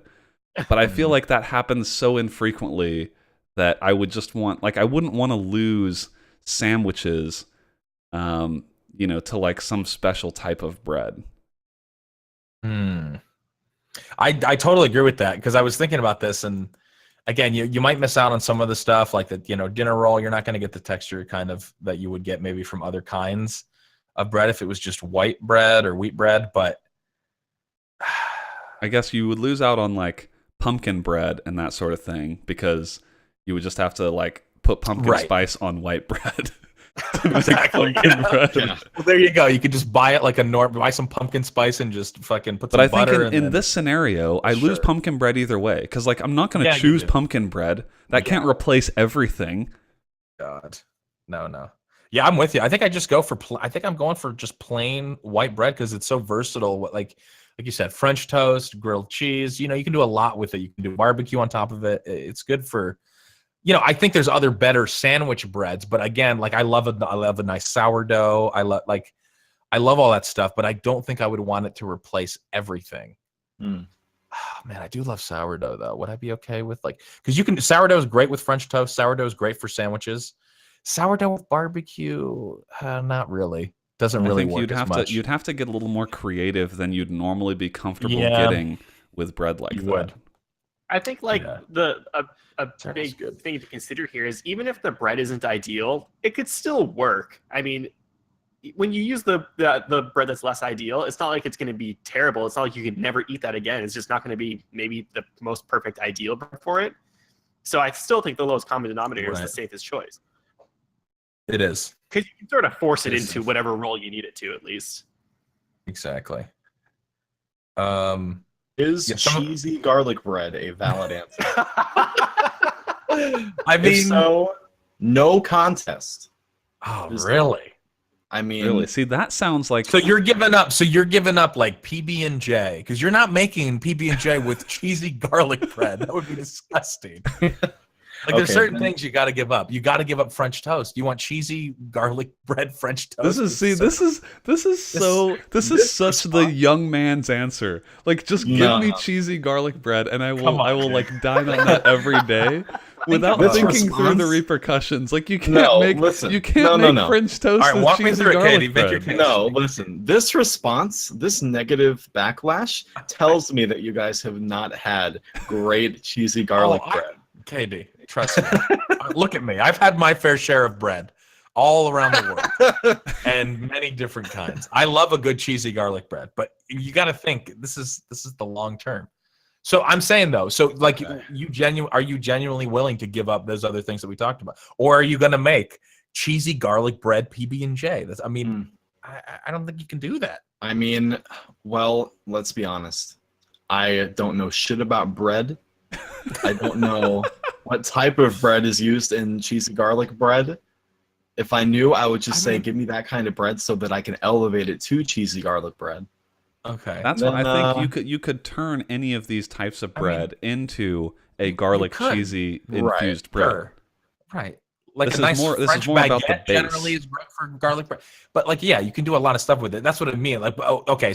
So to be fair to what you're saying, like a piece of white bread is not ideal to make cheesy garlic because it's just not going to have the same. But you could still do it. It would be a low tier.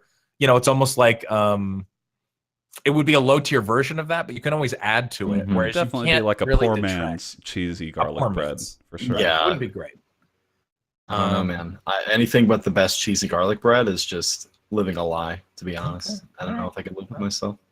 I mean, the thing is, do you realize, like, you don't strike me as someone capable of making exotic bread-based dishes. So you're gonna give up. Man. I'm still got a mandolin. You're gonna give slam together. I'm the bread. I'm just saying, you're gonna give up the ability to make like a PB&J or like a turkey and cheese, just something basic. You're gonna give up that option, which you are capable of, because you want cheesy garlic bread, something you probably are not capable of without assistance. The internet is a powerful resource. All I have to do is Google how to make great cheesy garlic bread. I'm set. I don't care what my body becomes. I don't care what people think of me. I'm chilling. I'm eating delicious garlic bread. God, that's incredible. I don't know. I know how ignorant I'm sounding. All right. Well, hey. No, look, if you love cheesy garlic bread that much, then by all means base your choice on it.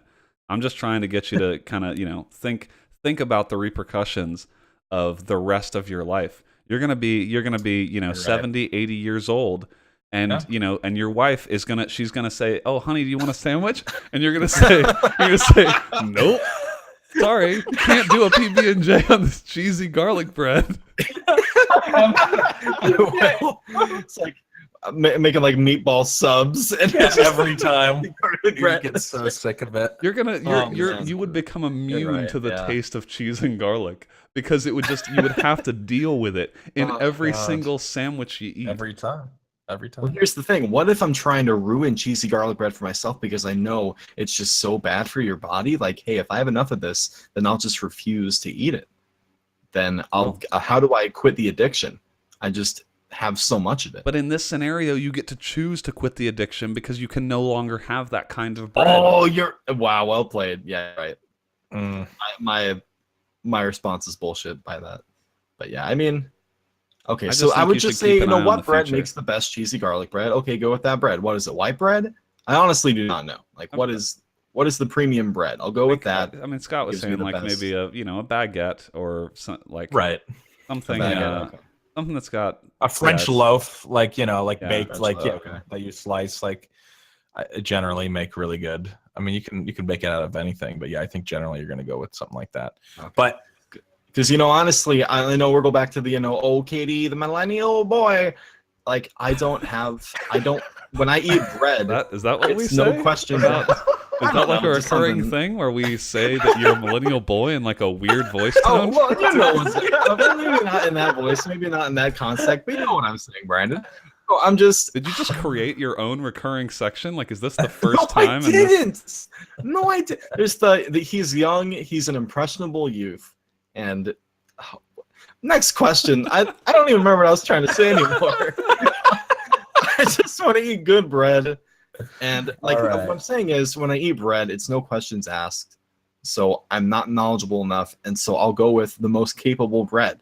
Okay, so he's going to defer again. He's basically deferring to our answer of a bread, something that's pretty basic that we can add or detract. Like, we can add to. Basically, the base is simple, like a white bread or a wheat bread. Is simple. Over how good. Like, I need to do this right now. How good of like a keybind, like a text keybind in CS:GO? You don't strike me as someone capable of making exotic bread-based dishes. We have to I'm doing it right now. Like, that's make it a bind immediately. That is such a good CS:GO spam bind. Oh man. Oh fuck. Oh, that's good. All right. Well. Wow. All right. Well, what a question from Lewis. Thank you. Man. What a well-formed question too. Very well. I appreciate you giving us some boundaries. Yeah, it's very solid. All right. Well, we got one more email, and it is from our very own Love Muffin. who has been working, of course, on the novelization of the KBMOD screenplay based on the novel Push by Sapphire, a choose your own adventure book anime. But I think this time he's still working on it. So until he has the next part, he has sent us this. This is called Historical Debate, the title of the email. And he said, "Hey, KB Schmoes, I regret to inform you that there has been some debate in the KBMOD historical community.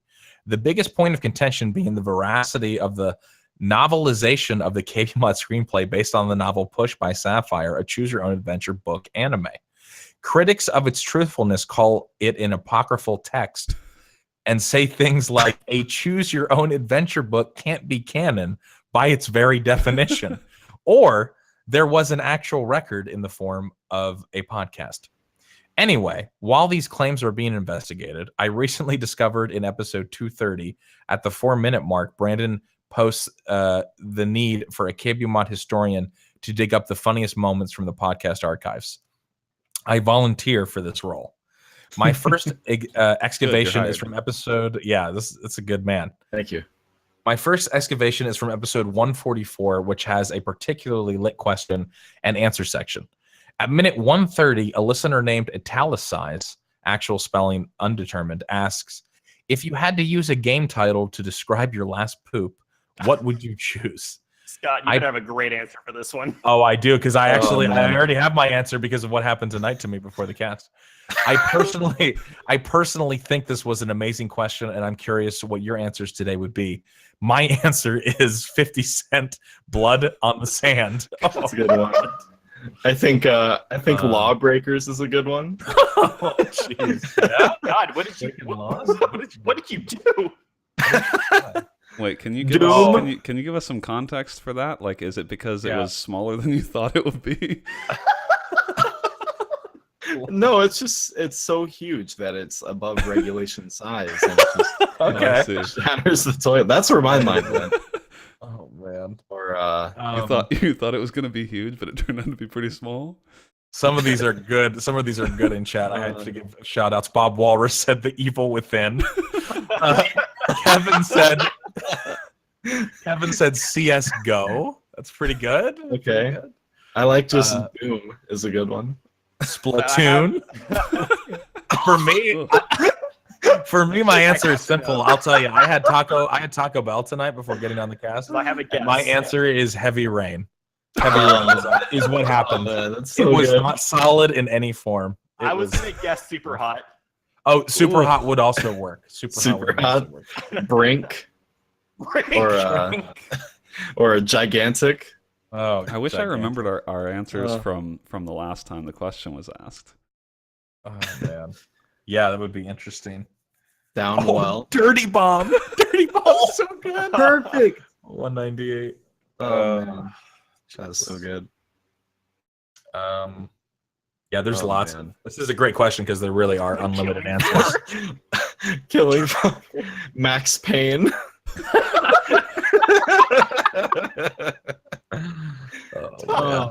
Quake.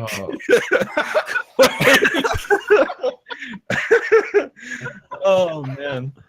Oh, this is one of the best questions. I mean, there's so much good humor from it.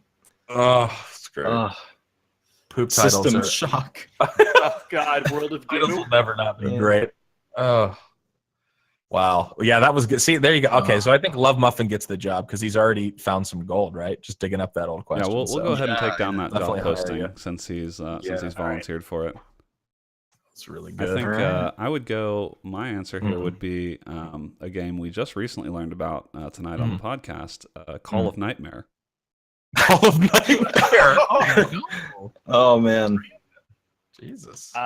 I was kind of in a rush to get home for that particular reason today, so I'm going to go with Door Kickers. Door Kickers. Oh, dang. I'm just scrolling through like top sellers on Steam, and I see Rim World. I just think that's the name of the arena of your toilet. It's just Rim World. Oh man. Damn. Good question. Great question. Yeah, it really is good. And I look forward. So again, Love Muffin is trying to, he's looking into the points of contention of, critics calling it an apocryphal text. So we'll see. That may be why happens. he hasn't had a chance to actually get back to writing it, because he's been having to deal with these critics coming out, and honestly, these critics coming out of the woodwork and trying to critique an unfinished work. I mean, it's not done, and they're already coming out and investigate, trying to call shenanigans on the truthfulness. So I mean, it's a shame, but I guess that can slow down the writing process when you're having to respond to dozens of emails every day, people asking for comments on on this issue, and having to deal with the PR. Got to be a nightmare. Definitely. Well, we appreciate you, Love Muffin. Thank you for this email, and yep, you're hired, and we look forward to you working out these claims or investigating them and getting back to us. So thank you for your continued support and writing. So, all right, guys, this would be the section where we read the iTunes Podcast Review of the Week. But guess what? We do not have one this week. So if you would like to be the next person to have your review read, it's very simple. You open up iTunes, you search KBMOD. You'll see the KBMOD podcast come up very quickly. You will click on write a review. You will leave a review of 5 stars. That is the one requirement. The review must be 5 stars, because that is what this podcast is worth, not a star less. In the field of the review, you can put in anything that you want. You could ask us a question. You could tell us how much you love the cast, what it's meant to you, the lives it saved, the things how it's ruined your life. I'm sure some people feel like this is it's the opposite of helpful. That's fine too. Happy to hear about that. But yeah, do that, and then if we like what you wrote, we might read it during the section of the cast if we have one. So always feel free to leave us a review. We do love them. You can, of course, check out kbmod.com. Check out that review of Ruiner that is up there by Suros. A really good video review. Use the multi-stream. Get involved with the forums. Check out the build guides, which have been made pretty recently by Brandon himself. And get involved in the community that way. We, of course, have other streams here during the week on twitch.tv/KBMOD, so you can check those out. Is there a stream schedule that's out on the website? I think there is. I think it may be a little bit out of date, but I saw recently they were going to update this. Okay. We do have streams pretty often, though, at least a few a week. But there are. Mm-hmm. Yeah, there's a few a week, so you can always check out if you're an audio listener and want to ever check out the stream and not just listen to the audio and see some KBMOD members' beautiful faces. You can do that. But yeah, guys, thanks so much. I think that's going to do it for us. Thanks so much for joining us for episode 296. Some good discussion as always. Where can they follow the cast members, Scott? That's a great point. They can follow KBMOD Gaming on Twitter at KBMOD Gaming. They can follow Katie Zen at Katie Zen _. They can follow Yingity Yang at Yingity Yang. Boy, let me try to spell it. Oh gosh. No, here we go. I can just read it. YINGITYYANG. There you go. Yingity Yang.